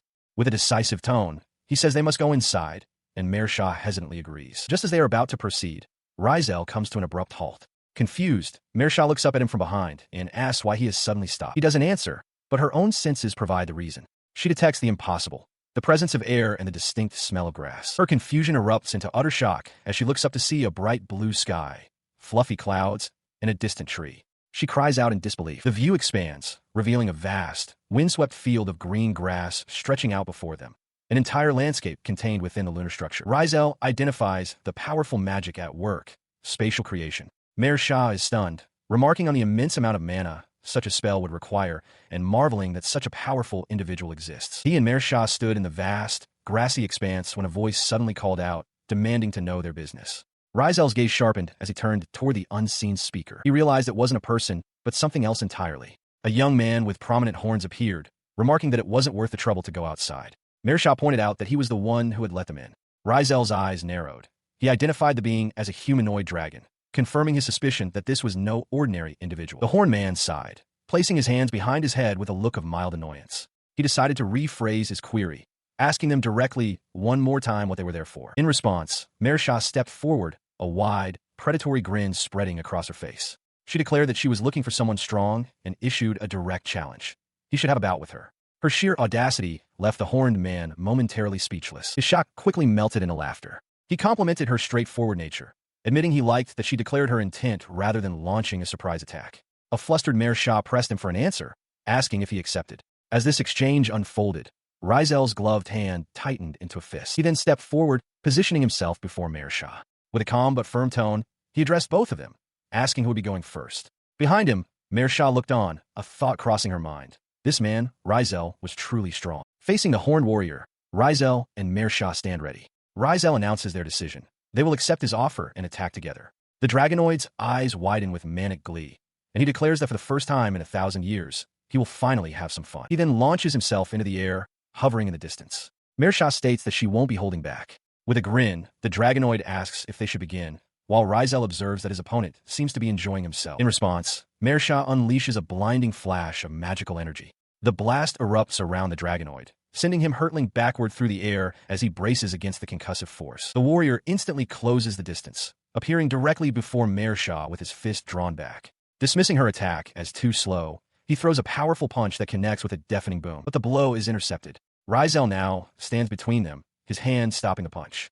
The dragonoid expresses his approval, noting that Risel has tagged in and that it was a good move. His eyes then fall upon his own fist, now being enveloped by a dark, swirling energy emanating from Risel's hand. He realizes this is the real deal as the dark energy forms into thick tendrils, binding his arms. He defiantly shouts, questioning if they truly believe such a technique can hold him, just as a strange pattern flares in Risel's eye. The dragonoid strains against his bonds, cursing for being caught off guard from behind. The dense magical power paralyzes him completely. He grunts with effort, realizing he is trapped and won't be able to move in time. With his opponent immobilized, Risel gathers a massive sphere of crackling energy in his palm, preparing to unleash a decisive blow. He thrusts his hand forward, launching the concentrated blast of power directly at the ensnared dragonoid. The attack dissipates. Risel now stands before the dragonoid, his hand firmly gripping his opponent's fist. The dragonoid realizes what has happened. Risel explains with a smirk that he knew, and that he has borrowed a special technique, the Dragon Man technique, to strengthen the warrior's body. He watched with a knowing smirk as the dragonoid stared in disbelief at his own fist, now encased in a rapidly growing crystalline shell. The dragonoid, realizing the cunning plan to stop his movement, gritted his teeth in frustration, exclaiming that this was happening yet again. Risel, meanwhile, seemed almost exasperated by his opponent's predictable reaction. As the dragonoid remained fixated on his trapped hand, Mersha seized the opening. She launched herself into a powerful high kick aimed directly at his head, declaring that a dragon's primary weakness is its short temper. The dragonoid looked up just in time to see the attack descending upon him, his expression one of pure shock. The dragonoid scoffs, believing no woman's kick could ever be so powerful. His confidence is shattered as a devastating blow connects with his face, sending him reeling backwards with a spray of blood. Following the initial strike, Risel delivers the finisher, a precise hand thrust that pierces the dragonoid's chest. As blood erupts from the fatal wound, Risel stands composed, with Mersha observing from a distance. The force of the final blow seems to fracture the very air. The dragonoid, collapsing, finally comprehends his defeat at the hands of an otherworlder. Both Risel and a surprised Mersha watch him fall. Lying defeated on the ground, he speaks to Risel, asking if he's figured it out yet, noting that his clothes are strange. Risel's attention is then drawn to Mersha, who looks at him intently and declares her wish to impart her skills onto him. He questions her offer, asking if she truly means to give her skills to him. From the ground, the dying dragonoid lets out a weak laugh, remarking that the Demon King doesn't seem very talented anyway. His amusement fades as he turns his gaze back to Risel. With his last breaths, he asks if Risel will listen to an old dragon's final request. He kneels beside the fallen warrior, taking his outstretched hand without hesitation and agreeing to the request. As their hands connect, a faint light transfers from the dragonoid to Risel. The dying warrior expresses his gratitude for being able to fight someone so strong. As Risel confirms he has received the gift, his life fades away, the dragonoid's final words trailing off as he attempts to explain what he has just passed on. His final thought echoed in the silence. It had been really fun. With that, the life faded from his eyes. Mersha quietly confirmed his passing, stating that he was gone. Risel could only agree. He looked away from the body, remarking that the dragonoid had devoted his entire life to self-improvement. Mersha, her expression somber, confessed that she still found it hard to believe that people of such strength even existed in the world. She then turned to face Risel directly, her expression hardening with resolve. She announced that she had something important to say and that she had better say it now. He turned to her, his attention captured. "What is it?" he asked. She demanded to know why he had finished the dragonoid off, arguing that the fight was already over and there was no need to kill him. She pointed out that he was the only other truly strong person in this world, and that it would have been smarter to keep him by their side. Before Risel could respond, she suddenly held up her hands, shouting for him to wait, realizing that the technique he inherited from the dragon would explain everything. He began to chuckle softly, which only confused her further. She asked what technique he had inherited. With a slight, knowing smirk, Risel revealed its name: Resurrection of the Dead. The word struck Mersha, leaving her utterly speechless. The implication of the technique's name became clear. The spirit of the dragonoid appeared, laughing heartily, admitting that Risel had gotten him. Enraged by the trick, Mersha screamed at the departed warrior, vowing to kill him all over again. Standing before a lone tree, Mersha asks Risel if he intends to attempt the resurrection immediately. With a wry smile, Risel confirms, acknowledging it sounds like something a mad scientist would say. He admits it's his first time resurrecting someone, but expresses a keen interest in the process before announcing he will begin. He extends his hand, for which a brilliant light erupts. The potent energy flows across the grass toward the still, lifeless body of the dragonoid. The light envelopes the dragonoid's form, mending the fatal wound in his chest and healing the damage to his face. As the light fades, his eyes flutter open, life returning to them. He sits up and stretches with a groan, fully restored. Risel remarks that the resurrection was a success. The dragonoid turns to him, stating he knew Risel would be the one to bring him back. This sparks an idea in Mersha, who excitedly asks if they can use this amazing power to revive the fallen citizens. Risel, however, bluntly tells her that it is impossible, leaving her stunned. She demands to know why. The dragonoid calmly suggests they discuss it over tea. Before they can move, Mersha has a shocking realization, exclaiming that the technique must only be able to resurrect those the user has personally killed. As they sit for tea, the dragonoid explains that the technique's success rate is increased by this very restriction. He reasons that a power without such limits would throw the world into chaos. Mersha quietly concedes that his point is valid. Risel elaborates, confirming this is why he couldn't resurrect the dragon Mersha had defeated. He offers to teach her the technique if she wishes to fight it again, though his tone suggests a catch. Mersha internally dismisses the idea, thinking the dragon wasn't very strong and would not even serve as a decent training session. The dragonoid, however, changes the subject with a knowing smile. He mentions that he heard Risel not only defeated the synthetic hero, but also conducted a synthesis experiment. His words catch Risel completely off guard. Visibly surprised, he demands to know how the dragonoid could possibly have that information. He quickly tries to dismiss it, asking what it matters. The dragonoid simply winks, casually stating that even he knows that much. He continued his explanation, suggesting that if the opponent was the synthetic hero Risel had killed in the past, he might be able to resurrect them with his own hands. He admitted, however, that he had never tried it and couldn't guarantee its success. Risel absorbed this information, his expression thoughtful as he quietly acknowledged that he understood. He then abruptly announced they were returning to the Demon King's castle, a good idea having just occurred to him. Mayor Shah, taken aback, questioned the sudden change of plans, protesting that she was in the middle of an explanation. Risel simply stated that he had understood the gist of it. Mayor Shah grumbled that he had dodged the subject, but the dragonoid calmly told her she was welcome to visit any time. Seizing the moment, Risel turned to the dragonoid and asked if he intended to accompany them. The dragonoid cheerfully declared that he had no such intention and was going to enjoy his retirement. Risel smiled, replying that he had expected as much. With their business concluded, Risel bid him farewell, saying they would meet again. The dragonoid simply agreed, their hands clasped in a firm shake, a gesture of mutual respect. Risel sealed the parting by calling him his friend. Mayor Shah waved an energetic goodbye as she and Risel turned to leave. The dragonoid watched them go for a moment before turning his attention to his own immediate future. He walked to a lone tree atop a grassy hill, lay down in its shade, and decided to take a nap. Later, under the light of the moon, Mayor Shah sat in a room in the castle with her sister, Risel. Mayor Shah complained aloud about Risel, questioning why he would summon even Risel there.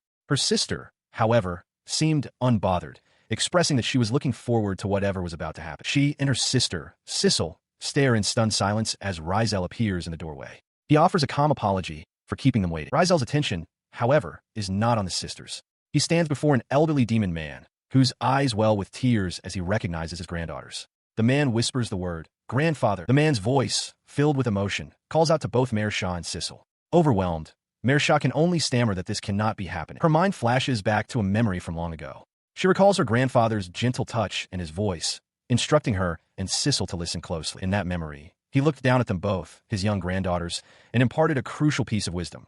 One of them would surely become the Demon King, and they must always help each other. He continued his counsel, urging them to work together to improve their country.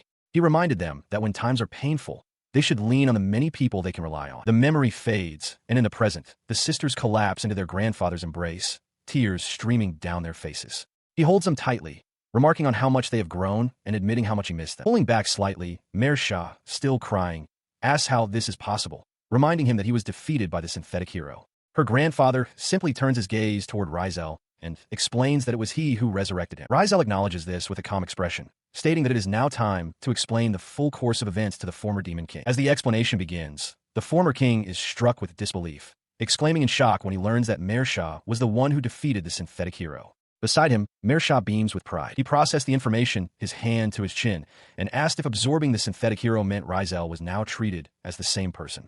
Risel, seated beside Mayor Shah, confirmed that this was precisely how he was able to perform the resurrection. He clarified, however, that it was only the memories concerning the resurrection that were passed on to him. It seemed the memory of defeating the Demon King had been transferred through mana. Risel admitted he had been half-doubting his ability to resurrect the former king, but felt relieved when the man's face floated into his mind. The grandfather acknowledged this with understanding, before Risel posed a new question. Was it possible to perform this synthesis on his granddaughters? At the suggestion, both Mayor Shah and Risel erupted in protest. Mayor Shah declared it was unfair if only Lord Risel could do it, while Risel stammered that there was surely no harm in trying. Their argument intensified as they pointed accusingly at a startled Risel.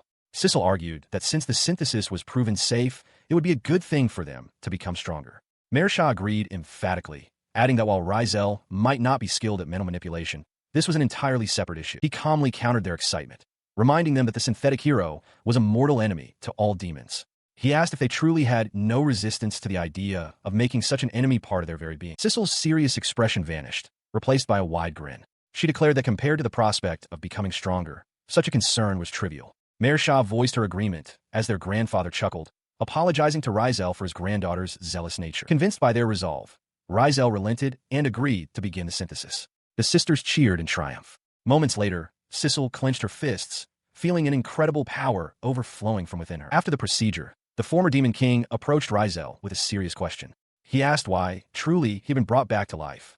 Risel's reply was direct. He wanted him to assist Risel. He elaborated on his reasoning, explaining that although Risel has her own vassals, he felt it would be a pity to leave her to manage everything all alone. His proposal having been made, He watches as the former Demon King observes his granddaughters. Mersha teases Risel, boasting that she now feels powerful enough to cast ultimate magic with ease, which causes a flustered Risel to tell her not to try it there. The old king chuckles warmly, his eyes crinkling with a gentle smile. He accepts the new role, affirming that watching over his granddaughter is the greatest happiness a grandfather can have. Seeing the matter settled, Risel offers a simple, sincere word of gratitude. He then turns to the former king, placing a hand on his back in a gesture of camaraderie. He expresses that he looks forward to their collaboration. In that moment, a sharp, unseen disturbance cuts through the air, causing both him and the old king to turn their heads abruptly, their expressions hardening with focus. Elsewhere, Mersha's eyes glint with newfound power, her hands crackling with dark energy. With Risel at her side, she declares that their preparations are finally complete, and she can now challenge the humans for negotiations without any reservations. The scene shifts to a human city, where a furious shout of "damn it" erupts from a stately building, echoing through the streets. Inside, a human king, his face twisted in rage, seethes with frustration. He questions aloud why he is unable to win. His attendant, Regias, watches in fear, noticing the king's hand is bleeding from his outburst. The king whirls on him, roaring for him to shut up, causing the young man to recoil with a terrified squeak. As the shout fades, a brilliant, blinding light suddenly erupts from an open doorway, flooding the entire room. The light emanates from a lone figure standing in the threshold. Paralyzed by fear, Regias can only stammer in disbelief, questioning what this overwhelming presence could possibly be. The mysterious figure who had appeared before the human king is revealed to be part of a trio. A woman with large, dark horns and a confident smile steps forward, flanked by the stern-faced Mersha and a horned man with dark hair. She addresses the monarch directly, stating that it is a pleasure to meet the king of humans for the first time. She then declares her identity with an air of absolute authority, announcing herself as Risel, the new demon king. With her position established, she proposes they immediately begin peace negotiations. The declaration strikes the human king like a physical blow. He can only stare back, wide-eyed and trembling, his face a mask of pure shock and terror as he stammers incoherently. Demon Lord Mersha offers a warm smile, thanking their host for the welcome. Beside her, her sister Risel maintains a severe, unimpressed expression. They are in a formal meeting room, having made a sudden visit. The demon delegation, Mersha, Risel, and a tall, horned figure, sits opposite two human representatives, a flustered noble with a goatee and his nervous, bull-haired aide, Regias. The noble, sweating slightly, clenches his fist on the table, muttering to himself that he had no choice in the matter. His aide looks on, his face etched with worry. The horned figure, Risel in disguise, observes the noble coolly. He realizes the man has no idea he is face-to-face with the very summoned hero he exiled. The noble, meanwhile, feels trapped, believing he must acquiesce for now, unaware of the true danger he is in. Taking command of the tense atmosphere, Mersha leans forward. She declares that it is time to immediately discuss their demands. She then lays out their primary condition: the complete and total abolition of the unequal treaty that has long existed between the human and demon races. Mersha concludes their demands with a staggering figure: 1 trillion pi in reparations for past grievances. Following this bombshell, Risel calmly pushes a document across the table, explaining that all the details are recorded within it. The noble recoils, his eyes wide with shock and disbelief as he stammers, "What did you say?" Risel feigns surprise at his outburst, covering her mouth and asking him to stop telling such blatant lies. The noble slams his hand on the table, roaring in protest that there is no truth to the claim that humans used demons as slaves within their territory. Unfazed by his denial, she simply asks him to show the evidence for his claim. Behind her, Risel agrees, stating it's very well, as his hand begins to glow with a brilliant light. Cornered and sweating profusely, the noble can only stammer that he is not lying, his face a mask of pure terror. He stammers, utterly cornered as the magical projection displays irrefutable proof: demons, bound and forced into labor under the watch of an armored guard. The voice questioning him demands an explanation for the scene. As he fumbles for a reply, the demon Lord Mersha presses her advantage, asking if he still intends to claim there are no slaves when they know of approximately 100 such facilities. Her sister, Risel, then quietly tells Risel he can dismiss the image. His defiance shattered, the noble sweats and weakly concedes. With the man's submission secured, Risel's gloved hand presents a document, instructing him to sign. Before the pen can meet the paper, a powerful voice roars, warning him not to be so hasty. A blinding flash of light erupts in the room, forcing everyone to shield their eyes from its brilliance. From within the light emerges a divine figure, whom the noble recognizes with a gasp as the goddess. With a stern expression, she commands the summoned hero to reveal their true identity. Her sudden, powerful appearance does not go unnoticed. Risel observes the newcomer, acknowledging internally that this is power befitting a goddess. Risel, however, remains unperturbed. He remarks on the convenience of her arrival, noting that it saves him the trouble of using a synthesis device for mental manipulation. Upon hearing this, the noble's eyes widen in horrified recognition. He confirms the noble's dawning fear, calmly stating that he simply faked his death during the assassination attempt. The noble reels, his mind screaming that he was certain of the kill, while the goddess looks on in shock. Panicked, the noble asks what he can do, and she tells him there's only one thing left. In a final, desperate gambit, the noble slams his hands on the table, begging the summoned hero to become his ally once more. Risel and Mersha simply stare back, their expressions blank and unimpressed. He presses on with a frantic proposal. If Risel can persuade the demon lord to cancel the reparations, he will give him half of the entire amount. He asks if it isn't a good deal, his face a mask of desperate hope. He stammers, unable to decide on a course of action. Risel, however, seems weary of the entire exchange. With a sigh, he dismisses the offer, stating that his ambition is to become the strongest in the world, not a wealthy man. He considers the noble's proposal a poor trade. The king, enraged by the noble's uselessness, declares he will settle the matter himself. But before he can act, the summoning goddess, Risha, interjects. She addresses Risel directly, offering to grant his wish to return to his original world, provided he meets her conditions. Risel, unfazed, asks what they are. She lays out her terms with a confident smile. He must kill the two demon sisters with his own hands. She presents it as a simple task. Risel considers her straightforward condition, finding it so simple that he can think of no other response than an unequivocal no. He then reveals that he has already devised a much safer and more certain method for returning to his world. A complex, glowing magical tool materializes in his hand. He declares his true intention, to absorb Risha and claim her interdimensional teleportation ability for himself. Her composure breaks, and she demands to know what kind of being he truly is. She scoffs at his plan, boasting that she is the creator of that very magic tool and that she naturally included a mechanism to prevent the creator from being absorbed. Risel calmly counters, informing her that he already modified that mechanism beforehand. The goddess's face contorts in utter disbelief. Her confidence shatters as she realizes the impossible is happening. Her body is being affected by the tool. Risel explains that modifying such a device is quite easy for someone proficient in making basic tools, implying her own skills are lack. He presses his advantage, condescendingly suggesting that she must have been an amateur when it came to crafting magic tools. The insult, coupled with her powerlessness, leaves her stunned into silence. As the magical energy intensifies around her, Risha's terror peaks. She screams at Risel, calling him a monster. From her throne in the demon realm, Mersha overhears the cry and quietly wonders if the accusation is meant for her. Beside the throne, Mersha's sister, Cecil, remarks on the irony of such words coming from the summoning goddess's mouth. Mersha agrees, declaring that she will return those words to Risha. Below, the goddess can only cry out in agony. Her pleas to stop the magic tool are desperate and futile. The energy constricts her, rendering her unable to even make a sound. Observing the scene with cold detachment, Mersha raises a finger, casually wondering if they should silence the goddess for a moment. As the demon lords and human king watch, the summoning goddess's form shatters and dissolves into light. The human king gasps in horror, realizing she is fading away completely, her essence being drained by the glowing magical tool. The tool, having served its purpose, crumbles into dust in Risel's hands. He watches silently as the last remnants of the divine being dissipate, understanding that the artifact collapsed after its creator was no more. He then turns his attention to Mersha, who asks how he is feeling. Risel confirms that his body feels light and his magic is easier to control, remarking that even a fallen deity is still a god. With the nuisance now gone, he suggests they try again. Standing alongside Mersha and her sister, he presents a document to the terrified human delegation. With a triumphant grin, Mersha formally requests that they sign the treaty. The human king, trembling and sweating profusely, can only manage a choked, affirmative response, completely defeated. Sometime later, the imposing silhouette of the demon king's castle stands against the night sky in a full moon. A cheerful voice echoes out, announcing their return to their grandfather. Inside, the former demon king greets them warmly, asking how their mission went. Mersha and her sister strike a victorious pose, joyfully declaring that the treaty's conclusion was a success. Their grandfather expresses his delight at the wonderful news. He then invites them to sit and recount the details of their venture over some tea. As the story unfolds, the former demon king is stunned. He asks in disbelief if Risel truly absorbed the goddess and her interdimensional teleportation ability. Risel confirms it, explaining his reasoning.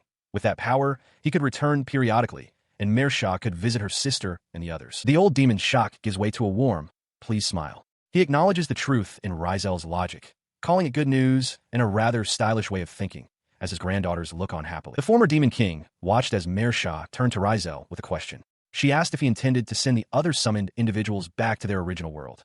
Risel confirmed that was indeed the plan. Eagerly, Mersha declared they must inform the three of them immediately, and Risel readily agreed. Acting on their decision, they shared the news with the three summoned heroes. The men were overcome with emotion. Leol and Frodo wept openly, thanking Risel profusely for the chance to finally go home. With a wave, Banza bid them farewell. A gentle smile on his face, Risel admitted that their joy was making him tear up as well. He then turned to Mersha, suggesting it was time for them to depart as well. She readily agreed. As they prepared to leave, their grandfather approached, his expression warm as he urged them both to be careful. Standing beside him, Cecil took her sister's hand, echoing the sentiment. Mersha squeezed her hand in return, promising she would. With a final, cheerful wave against the moonlit night sky, Mersha announced her departure. She and Risel then vanished into the darkness, beginning their journey. A barrier of light shatters under the force of a dark, crackling energy. From within the distortion, Risel emerges, taking in his surroundings. The strange atmosphere feels familiar, stirring old memories within him. He looks out upon a desolate, cratered wasteland dominated by a towering, monolithic structure in the distance. He recoils, wondering what in the world this place is. Beside him, Mersha observes that his hometown is quite savage, remarking that it looks just like hell. She turns to him with an exasperated expression, demanding to know what kind of magic experiment he could have possibly failed to cause such a drastic change to the entire environment. He admits that he messed up an experiment right before the goddess summoned him, identifying the technique as a quantum magic circle. The name leaves Mersha utterly confused. He proceeds to explain the concept as an evolution of magic circles, from a simple level 1 plane to a level 2 solid form, and now the new level 3, the quantum magic circle. He describes it as an excellent technique that packs more information than a 3D magic circle, thereby increasing its efficiency. He reflects that his past self would have failed at this, but with the goddess's power, he is now certain of success. As he raises his hands, intricate rings of light form around him, and the barren ground below begins to shimmer with countless points of magical energy, heralding a great change. As the transformation sweeps across the land, he continues his explanation. By incorporating random numbers into parts of multiple 3D magic circles and superimposing them, it becomes possible to handle high-level magic that was previously impossible. This, he declares, is the essence of the quantum magic circle. Mersha watches in shock as the lava zone instantly becomes a grassy plain. She beams, flashing a sharp-toothed grin, and shouts that while she sees what happened, she doesn't understand it all. Her expression quickly shifts through phases of bewilderment and frustration, ending in an angry, pouting scowl. She concedes that with her current knowledge, she can only grasp that his magic is something far more amazing than a standard 3D magic circle. She wonders aloud if she'll ever be able to wield such a power. Risel thoughtfully replies that he can't say for sure. He then changes the subject, asking why she keeps mentioning super ultimate life forms. Realizing he hasn't explained, Mersha informs him that there are 9 such beings in total. Each one, she stresses, possesses a unique paranormal ability. His expression hardens with resolve. He declares his ultimate goal, to defeat all 9 of them and complete the collection of their abilities. Only by doing so, he states, can he become the world's strongest being he aims to be. He reveals that he knows the locations of the super ultimate life forms. They are lurking, he explains, in the lowest floors of dungeons hidden within the world's most remote regions, areas that are further protected by natural barriers against teleportation. Risha challenges this, pointing out that until now, no one has ever devised a method to overcome such barriers. She questions if even he can succeed, now that he has obtained the goddess's power. He quietly acknowledges the truth in her words, contemplating the power he now wields. Her gaze softens as she poses a more profound question, asking if he is truly certain that he is the one destined for this path. Later, his attention shifts. He turns to the demon lord, Mersha, and speaks her name, stating that something is worth considering. She looks back at him, her expression questioning. He then makes a startling proposition, asking if she would like to try going to the divine realm. The suggestion catches her completely off guard, her face contorting in disbelief. In an instant, they stand within a vast, empty white void. Mersha, stunned, asks if this is the divine realm. He confirms that it is, clarifying that it is a world created by the goddess. Mersha exclaims that there is nothing there, but he points out that something is visible in the distance. They approach a strange device. Mersha wonders what it is. He examines it, noting it has a mana stone like the synthesizer and a faint trace of the goddess's power. He deduces that the goddess's teleportation ability was externalized into this machine, which is why, as Mersha realizes, it remained intact after the goddess disappeared. Suddenly, the device activates, its screen turning on by itself. Mersha gasps. He immediately surmises that it must have reacted to the goddess's power now residing within him. The screen displays a desolate, rocky landscape. He recognizes it instantly as the place where he first arrived and conducted his experiments. A coordinate map confirms the location, pinpointing that exact spot. His eyes lock onto the display, a look of intense focus crossing his face as he absorbs the coordinates. Beside him, a concerned Mersha asks what he is doing. He observes the device's screen, which displays a dark, foreboding cave entrance. Mersha, startled, demands to know what he just said. Risel calmly clarifies that the image shows the lowest floor of the dungeon, the habitat of the ultra-ultimate life form. He internally marvels at the power of the goddess's teleportation ability. The device's capacity to display this location proves it can circumvent the natural barriers that typically block such magic. Mersha, processing this, asks if this external device was how the goddess achieved such pinpoint accuracy with her teleportation. He confirms her suspicion, adding that he doesn't know the exact reason for separating the power, but presumes she was simply unable to handle it herself. His attention is then drawn to something else on the device's interface. "What is it?" he murmurs, prompting a curious glance from Mersha. Mersha, with a knowing smirk, teases him about the clumsy goddess and questions whether he could handle such power himself. Risel considers this, touching his chin thoughtfully, and concludes that he likely could, precisely because the ability has been externalized. "That is exactly it," she confirms, pleased with his conclusion. She then proposes a new idea. If the power could be separated from its user, perhaps it could also be fused with a new one. Realizing the brilliance of her suggestion, she proudly declares that her presence has finally proven useful. Risel considers her words, contemplating the possibility of absorbing the device's power for himself. A smile spreads across his face. He likes the idea. "Well then, let's give it a try," he declares, reaching for the device. Placing his hands over the glowing orb at its center, he initiates the refusion, causing it to erupt with brilliant light. Streams of energy swirl from the device and into his hands. He lets out a soft exclamation of surprise as the power flows into him. Mersha watches intently, asking for the result. "Let's test it out," he replies, his hands still glowing. The device's screen flickers to life, once again displaying the same dark cave entrance from before. Mersha looks on in amazement as he confirms the test success. He clenches his fist in triumph.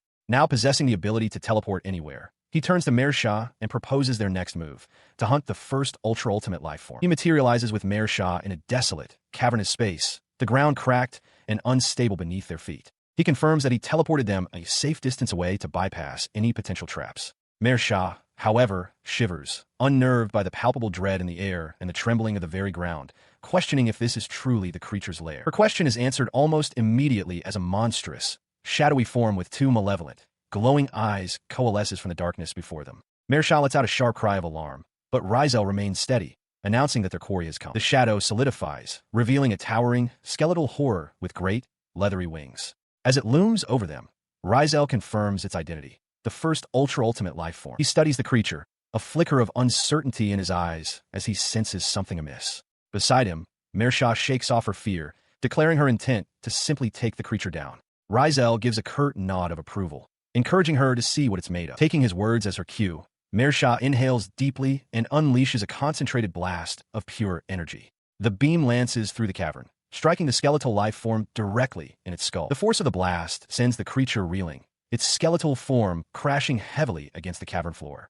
Mersha stares in disbelief, shocked that she defeated it in a single blow. Risel, however, remains wary, warning her that it could be a trap and to stay on guard. They wait in the ensuing silence, observing the still form of their fallen enemy from a distance. The quiet continues, prompting Mersha to wonder aloud if it truly perished so easily. Risel refutes the idea, certain that something is wrong. His suspicion is confirmed when Mersha cries out, pointing as the creature's limbs begin to convulse and transform. Before their eyes, the creature's solid, skeletal frame dissolves, melting into a churning puddle of thick, white slime. From the bubbling mass, a small, gelatinous sphere rises, a simple, smiling face forming on its surface. Mersha stares in stunned confusion, questioning if this tiny slime is the true life form. Risel, however, directs her attention elsewhere, stating that this is not their enemy. The small, smiling slime creature suddenly began to contort, its form bubbling and stretching as it attempted to revert to its skeletal shape. Mersha, startled, identified it as some kind of resurrection ability and prepared to strike it down once more. He raised a hand, stopping her. "Wait," he said calmly. "Let me handle this." As his gloved hand began to glow with a soft light, he focused his intent, releasing the creature's shape memory. A brilliant flash erupted from his hand. The creature's form instantly destabilized, collapsing into a simple, inert puddle on the cavern floor. Mersha, now held in his arms, asked if it was dead. He explained that he had only deactivated its shape memory, but his suspicions were growing. He voiced his conclusion. This was not an ultra-ultimate life form, but merely a monster posing as one, squatting in the dungeon's deepest chamber. He elaborated on his theory as Mersha processed the shock of his words. From the moment they faced it, he had felt something was wrong. The creature lacked the distinct, powerful aura he had sensed from the moon dragonoids. "Then where has the real one gone?" Mersha asked, her voice filled with concern. In response to her question, he decided on a course of action. "Let me check the dungeon's system data," he declared, believing a hint might be hidden there. He initiated the search, and a complex, glowing interface materialized in the air before them. As he examined the data, His expression tightened. Noticing his sudden change in demeanor, Mersha asked what was wrong. His eyes widened in disbelief as the truth became clear. The very structure of their surroundings, the dungeon's system itself, had been completely rewritten. Within the desolate, rocky landscape, Mersha stares in disbelief, her voice rising in alarm. She questions if the dungeon's data is being rewritten, which would mean the first great ultimate life form they encountered was a fake. Risel, standing beside her, calmly confirms that such a feat is indeed possible, though he notes that such work can only be performed from the very bottom floor of the dungeon. She immediately asks if this implies someone has already defeated the true first great ultimate life form. He clarifies that he cannot be certain, explaining that one does not necessarily need to defeat the boss to manipulate the data. Holding the small, white slime creature in his hand, he posits that the true goal was likely pathway sabotage, to remove the chance of an encounter and monopolize that power for themselves. He continues his deduction, stating that at the very least, when the goddess summoned him, no one in the world should have been capable of such a feat. Therefore, he concludes this series of events must have transpired during the period he was absent. Listening, Mersha grimaces, muttering about the nasty personality of whoever rewrote the data to keep all the power for themselves. She then pivots to a practical solution, asking if they can simply overwrite the data from their end. Risel turns to face her, explaining that while overwriting is possible, reverting the boss back into a great ultimate life form is not. Puzzled, she asks why. He explains that without the creature's original genetic information, it cannot be integrated back into the data, and since he has never met the true form, he does not possess it. With Mersha's understanding, Risel considers their next move. He decides they will head toward the second great ultimate life form first, hoping to find some answers there, sighing that it cannot be helped if they must tackle things out of order. His uncharacteristic dejection prompts a bright smile from Mersha, who remarks that it is rare to see him so depressed. She cheerfully agrees to the new plan, expressing hope that the next target is still intact. Risel manages a small smile in return, agreeing that he hopes so too, while privately noting her casual reference to him as a man. Their journey leads them away from the desolate plains and toward a small town nestled in a wooded, hilly region, its stone and timber buildings clustered around a central tower. As they approach, Risel observes that the town's guild is responsible for managing the dungeon where the second great ultimate life form resides. Mersha notes that, unlike the last one, this location is not in a forest, a fact he confirms with a simple affirmation. Upon entering the town proper, they are met with a grim sight. The streets are filled with gaunt, downtrodden people. Mersha is shocked, recalling that the town was full of life on her last visit and questioning what could have happened. Risel wonders the same, his attention then drawn to a nearby commotion. Two aggressive men are cornering and harassing a young woman. As the woman pleads with them to stop, one of the men grabs her arm. Observing this, Risel's expression hardens. He notes that there are dangerous types around and steps forward, calling out to the men with a simple hey. One of the thugs turns, startled by the interruption. The thug whirls around, shouting defiance at the interruption. His tirade is cut short by Mersha's cold voice, which warns him to let go of the woman and leave immediately if he values his life. Before he can react, she seizes his wrist with crushing force, twisting it painfully. She repeats her command to get lost, her voice low and menacing. The man cries out in pain as his companion looks on, stunned. Clutching his injured arm, the thug decides to retreat, ordering his partner to leave, but vowing that they will remember this. Risel watches them go, thinking to himself that while he'd rather avoid trouble, he couldn't ignore that the woman was in distress. The rescued woman bows deeply to Mersha, thanking her profusely for saving her. Taking in their attire, she asks if they happen to be adventurers. Mersha, in turn, asks if the woman is hurt, who confirms she is fine. He then asks for her identity, introducing himself and Mersha in the process. Her face brightens as she introduces herself as a receptionist at the town's guild. Risel remarks on the convenience of this, explaining that they were just about to head there themselves. Delighted, she offers to lead them. As they follow, Risel internally credits Mersha's meddling for this fortunate turn of events. Upon arriving at the guild hall, the receptionist thanks them once more. Mersha casually dismisses her gratitude, stating that it was nothing. Inside, her demeanor shifts to one of concern. She explains that what they witnessed was not an isolated incident. Thugs have been appearing all over town for some time now, making their help all the more valuable. Mersha immediately questions if this sudden lawlessness could be connected to the great ultimate life forms. Risel agrees it's a strong possibility and asks the receptionist to provide them with more details. He approached the counter, Mersha at his side, and addressed the receptionist who had just inquired about their business. He stated clearly that he had a request and wished to speak directly with the guildmaster. The receptionist's expression shifted to one of slight concern as she repeated the title. The guildmaster? He confirmed his request, asking if arranging such a meeting would be difficult. Her demeanor became apologetic as she explained the guild's policy. Meetings with the guildmaster were strictly reserved for adventurers of a rank or higher.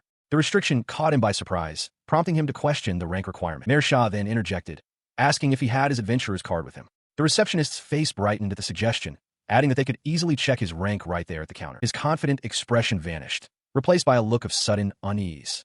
Sensing his hesitation, Mayor Shah called out to him, her tone questioning. Her suspicion grew into irritation. She leaned forward, demanding to know if he had somehow forgotten it. He began to sweat, stammering that he was sure he had it somewhere, but couldn't recall where he'd put it. Mersha's frustration finally erupted. She grabbed him, shouting about what he planned to do now that they were stuck. He could only apologize profusely, admitting with a pained expression that he was not very good at managing small things. As the two stood in a state of mutual panic, the receptionist's voice cut through the tension with an idea. She offered to try searching for his registration using his name instead. Mayor Shah looked up, surprised by the offer, and asked if that was truly permissible. The receptionist brought a finger to her lips with a conspiratorial wink. She explained that while she would normally need a supervisor's permission, she was making an exception as a thank you for being saved, asking them to keep it a secret. She agrees to take his name to search the registry. Relieved, Risel apologizes for the trouble and provides his name, while Mayor Shah sighs at his side. Her search immediately yields a result.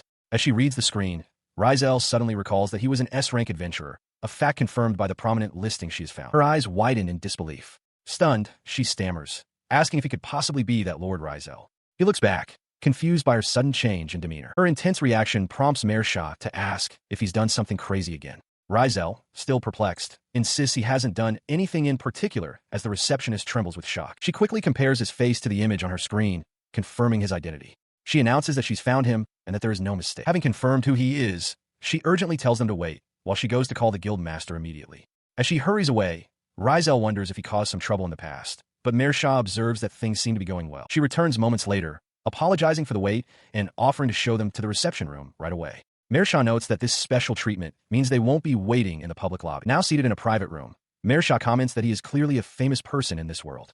Risel considers this, surmising his reputation must stem from his past deeds while training and gathering allies across the land. Before he can say more, the door bursts open. An older man rushes in, bowing deeply and apologizing profusely for the delay. He introduces himself as the chief manager of the guild, as Mayor Shah smirks, thinking Risel likely performed some incredible feat without even realizing it. The chief manager, now composed, expresses his astonishment at having the great Lord Risel visit them. After also apologizing for the sudden visit, he formally asks what business has brought them to the guild today. He repeated the request, his face paling with disbelief. Permission to clear the dungeon. The dungeon, you say? Sensing the manager's hesitation, Risel asked if there was a problem. The man, sweating and clasping his hands, explained that the dungeon was currently occupied by a criminal organization. He elaborated, identifying the group as an organization called the Jailbreakers Paradise, and asking if the name rang a bell. Risel, his expression thoughtful, confirmed that it did. At this, Mayor Shah interjected, asking Risel for more details. He explained that the Jailbreakers Paradise was a gang composed entirely of escapees. They specialized in helping high-ranking knights and even S-class adventurers who had committed crimes to escape justice, funding their operations through illicit deals. Mayor Shah realized they must be connected to the thugs in town. He added that their combat abilities were extremely high, far beyond what ordinary adventurers or the town's vigilantes could handle. Mayor Shah grimaced, acknowledging what a troublesome bunch they were. He continued his analysis, speculating that a powerful individual was likely pulling the strings from the shadows, exploiting the dungeon's resources. The guild master confirmed this grimly, explaining that because they couldn't secure those resources, the town's own stockpiles were nearly exhausted, leaving the guild powerless to act. Having heard the full extent of the problem, Risel's gloved hand tightened into a fist. He stated his understanding, his resolve hardened, his decision made. Mayor Shah seized the opportunity with a sharp grin. She reasoned that if they annihilated the organization, the town's worries would vanish. Declaring it a king's duty to ease the people's burdens, she committed them to the task. In emphatic agreement, Risel slammed his hand on the table, startling the guild staff as he vowed to dismantle the organization. She then expanded the scope of their mission, casually suggesting they also defeat the second great ultimate life form. The guild master reacted with shock, questioning if they truly intended to challenge such a being. Risel calmly granted his permission, which transformed the manager's shock into elated relief. He declared it great news, wondering just who these powerful individuals were. With the plan settled, the guild master was suddenly confronted with a new logistical puzzle. Surrounded by a mountain of supplies that had appeared from nowhere, he could only wonder aloud how on earth they had brought so much with them. He stammered, still struggling to process the situation. Risel explained that the supplies would sustain the townspeople until their return, entrusting the town's care to the guildmaster. He promised a more detailed explanation for another time, while Mayor Shah offered a confident smile. With their task delegated, the pair turned and walked away. As they departed, Risel's voice carried back, telling the man to look forward to a favorable report. The guildmaster and the receptionist waved them off, wishing them good luck as they disappeared into the darkness. Once they were gone, the guildmaster's expression grew pensive, and he turned to his subordinate. He asked what was on her mind. The receptionist, her curiosity piqued, wondered aloud who Lord Risel's companion could possibly be. The guildmaster, however, sighed and dismissed the question, stating that it wasn't for commoners like them to know such things. Meanwhile, far from the guild, Risel and Mersha arrived in a vast, desolate cavern.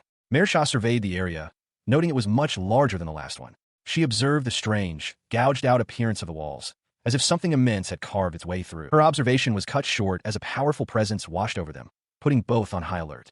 Mersha's expression tightened. The aura was completely different from the previous life form. Risel agreed, adding that while it was potent, they couldn't yet be certain if it was their true target. Their uncertainty was answered in the next moment. From the shadows emerged a grotesque, emaciated figure, its body contorted into a low crouch. A wide, manic grin stretched across its face as it spoke with a low cackle, inviting them to provide some entertainment. Risel and Mersha stand before the emaciated, grinning creature. The being issues a challenge, its voice rasping with anticipation, demanding that they provide it with proper entertainment this time. Both Risel and Mersha meet its gaze with confident smirks, prepared for the battle ahead. In response, Mersha unleashes her power, shouting howl of destruction. A massive sphere of energy materializes before her. The creature, however, appears completely unconcerned, casually flicking a small, dark projectile towards the immense attack. The destructive sphere vanishes without a sound. Mersha stares in disbelief, wondering how her howl of destruction was so completely nullified. Risel observes the event with a sharp gaze, noting that the attack wasn't just blocked, but entirely erased. He concludes that such power confirms the creature is a transcendent ultimate life form. The creature retaliates, unleashing a swirling vortex of dark, annihilating energy that expands rapidly outwards. This wave of energy slams into Risel's defensive barrier, which immediately begins to dissolve as if melting. His eyes widen in shock at the sight. He urgently shouts for Mersha to get out of the way, and she cries out in acknowledgement as the ground cracks under the immense pressure. As the immediate danger passes, Mersha observes the molten rock where the barrier once stood. She speculates that the nature of their opponent's ability is to melt things. He corrects her assessment. It isn't quite melting. He identifies the power as neutralization. He elaborates, explaining that their own barrier magic repels attacks or diverts them to subspace. This creature's power, however, is different. It seems to reduce the very existence of whatever it touches into nothingness. The horrifying implication dawns on Mersha. If that wave were to hit them directly, she realizes with dread that they would simply vanish. Panicked, she asks Risel if he has a countermeasure. He calmly confirms that he does, stating their only option is to utilize the same properties as the creature's attack. As he speaks, he begins to gather a sphere of power in his hand. He then unleashes his own concentrated blast of energy, intending to meet the creature's attack head-on and offset it completely. His face is set with intense focus and determination. He explains to the astonished Mersha that he used a quantum magic circle to generate energy with the same properties as the creature's attack, effectively plating his barrier with it. Mersha can only marvel at the incredible feat. Having explained his defense, he turns to Mersha with a confident smile. He now understands how to defeat the creature and has a plan, but for it to work, he requires her strength. He presents a glowing sphere of energy, instructing her to channel her mana directly into his spell. Hesitantly, Mersha complies, her own power beginning to gather around her hands. As she pours her power into his, their combined mana transforms, swirling from brilliant light into a churning vortex of dark energy. With the spell complete, he announces his plan, to teleport the vortex directly inside the creature's body.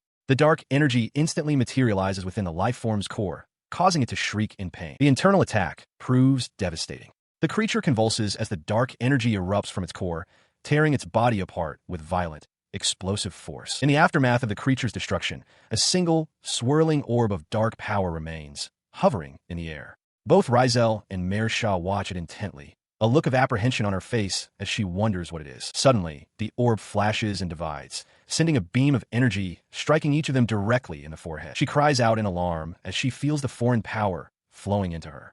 Risel, however, simply smiles, explaining that they have successfully obtained the power of the defeated life form. He reminds her that he had told her they would need to cooperate. Understanding dawns on her. He clarifies that had he defeated the creature alone, she would not have been able to acquire its ability. Using cooperation magic was essential to ensure they both receive the power. She feels the dungeon itself reacting to their newly acquired power, noting that the very structure is making popping sounds. Risel confirms her observation, explaining that this is the power to annihilate anything and everything. A potent ability he must be careful not to use in the wrong place. He elaborates, stating that he initialized the mana. The term is unfamiliar to Mersha, who then asks him to explain the cooperation magic they had used just moments before. He explains that by synthesizing the mana of 2 or more people, it becomes impossible for a living creature to discern whether the initialized mana is its own or an enemy's. By sending this confusing mixture directly into the target's body, it is forced into self-destruction. The logic clicks for Mersha, and she understands. With their primary goal fulfilled, he suggests they move on to their other objective. He believes they might find information about the first transcendent ultimate life form here as well. The prospect of another confrontation fills Mersha with a savage glee. A wide, sharp-toothed grin spreads across her face as she declares she is itching for a fight. Meanwhile, deeper within the dungeon, two men are resting by campfire. One, with spiky light-colored hair and a visor, sits casually, while his companion with longer hair sits opposite him. Their respite is broken by a sudden noise from the surrounding darkness. The spiky-haired man springs to his feet, shouting into the shadows, demanding to know who is there. Risel and Mersha emerge from the gloom. He calmly identifies the two as members of the Jailbreaker's paradise. The spiky-haired man begins to retort defiantly, but Risel simply acknowledges his confirmation. From the ground beneath them, a dark vortex surrounded by chains begins to manifest. The magical chains erupt and instantly bind the defiant man, wrapping tightly around his arms and torso. He cries out in shock, completely immobilized. He ignores the man's panicked shouts, getting straight to the point. He asks if they were the ones who tampered with the dungeon where the first transcendent ultimate life form resides.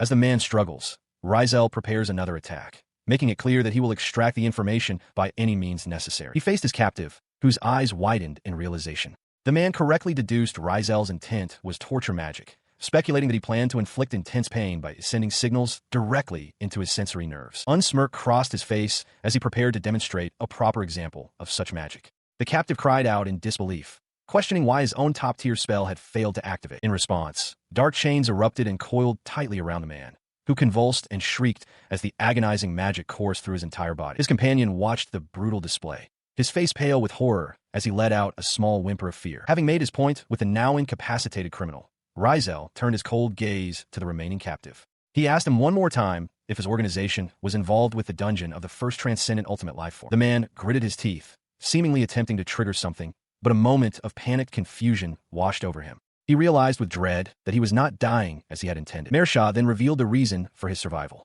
With a confident smirk, she informed him that she had already taken the liberty of deactivating his poison ingestion magic circle. His last resort thwarted, the man collapsed in despair. He frantically explained that they genuinely knew nothing, insisting that as low-level grunts, they would never be privy to the plans of their superiors. He continued to plead, tears streaming down his face, begging them to find and torture the executives on the upper floors if they wanted real information. Observing the man's complete breakdown, Risel turned to Mersha, convinced of their ignorance. He agreed with the captive's suggestion, deciding their next course of action was to find an executive. He turned his back on the two defeated men, preparing to depart the cavern. Mersha, looking on with surprise, called out to him, asking if he was leaving already. In response, she questioned why he wasn't going to finish them off. Risel glanced back, dismissing them as not even worth the effort. Mersha conceded that he had a point. As they walked out of the cave's mouth, Mersha mused aloud, wondering if it wouldn't have been better to interrogate someone who looked strong from the very beginning. Their conversation was cut short as they emerged into the light, spotting three figures in the distance. Mersha wondered if one of them was an executive, but her thought was immediately followed by a cry of shock at what she was seeing. The central figure was a tall man whose dark skin was covered in glittering magic stones. Risel noted the stones connected directly to his body, prompting a confused question from Mersha. He explained that it was a form of human enhancement. By embedding magic stones into the body, one could handle unusually high-output magic. She correctly assumed there must be downsides, since Risel himself didn't use such a method. He confirmed her fears, stating that the magic becomes extremely prone to running wild. With one wrong move, he warned, there was a risk of causing a massive explosion capable of blowing away an entire continent. The sheer scale of the danger left her stammering, desperately asking if there was a way to handle it. Risel paused, bringing a gloved hand to his chin in thought. His contemplation ended as a wide, cheerful grin spread across his face. He brightly suggested they just detonate it, leaving Mersha completely speechless and aghast at the proposal.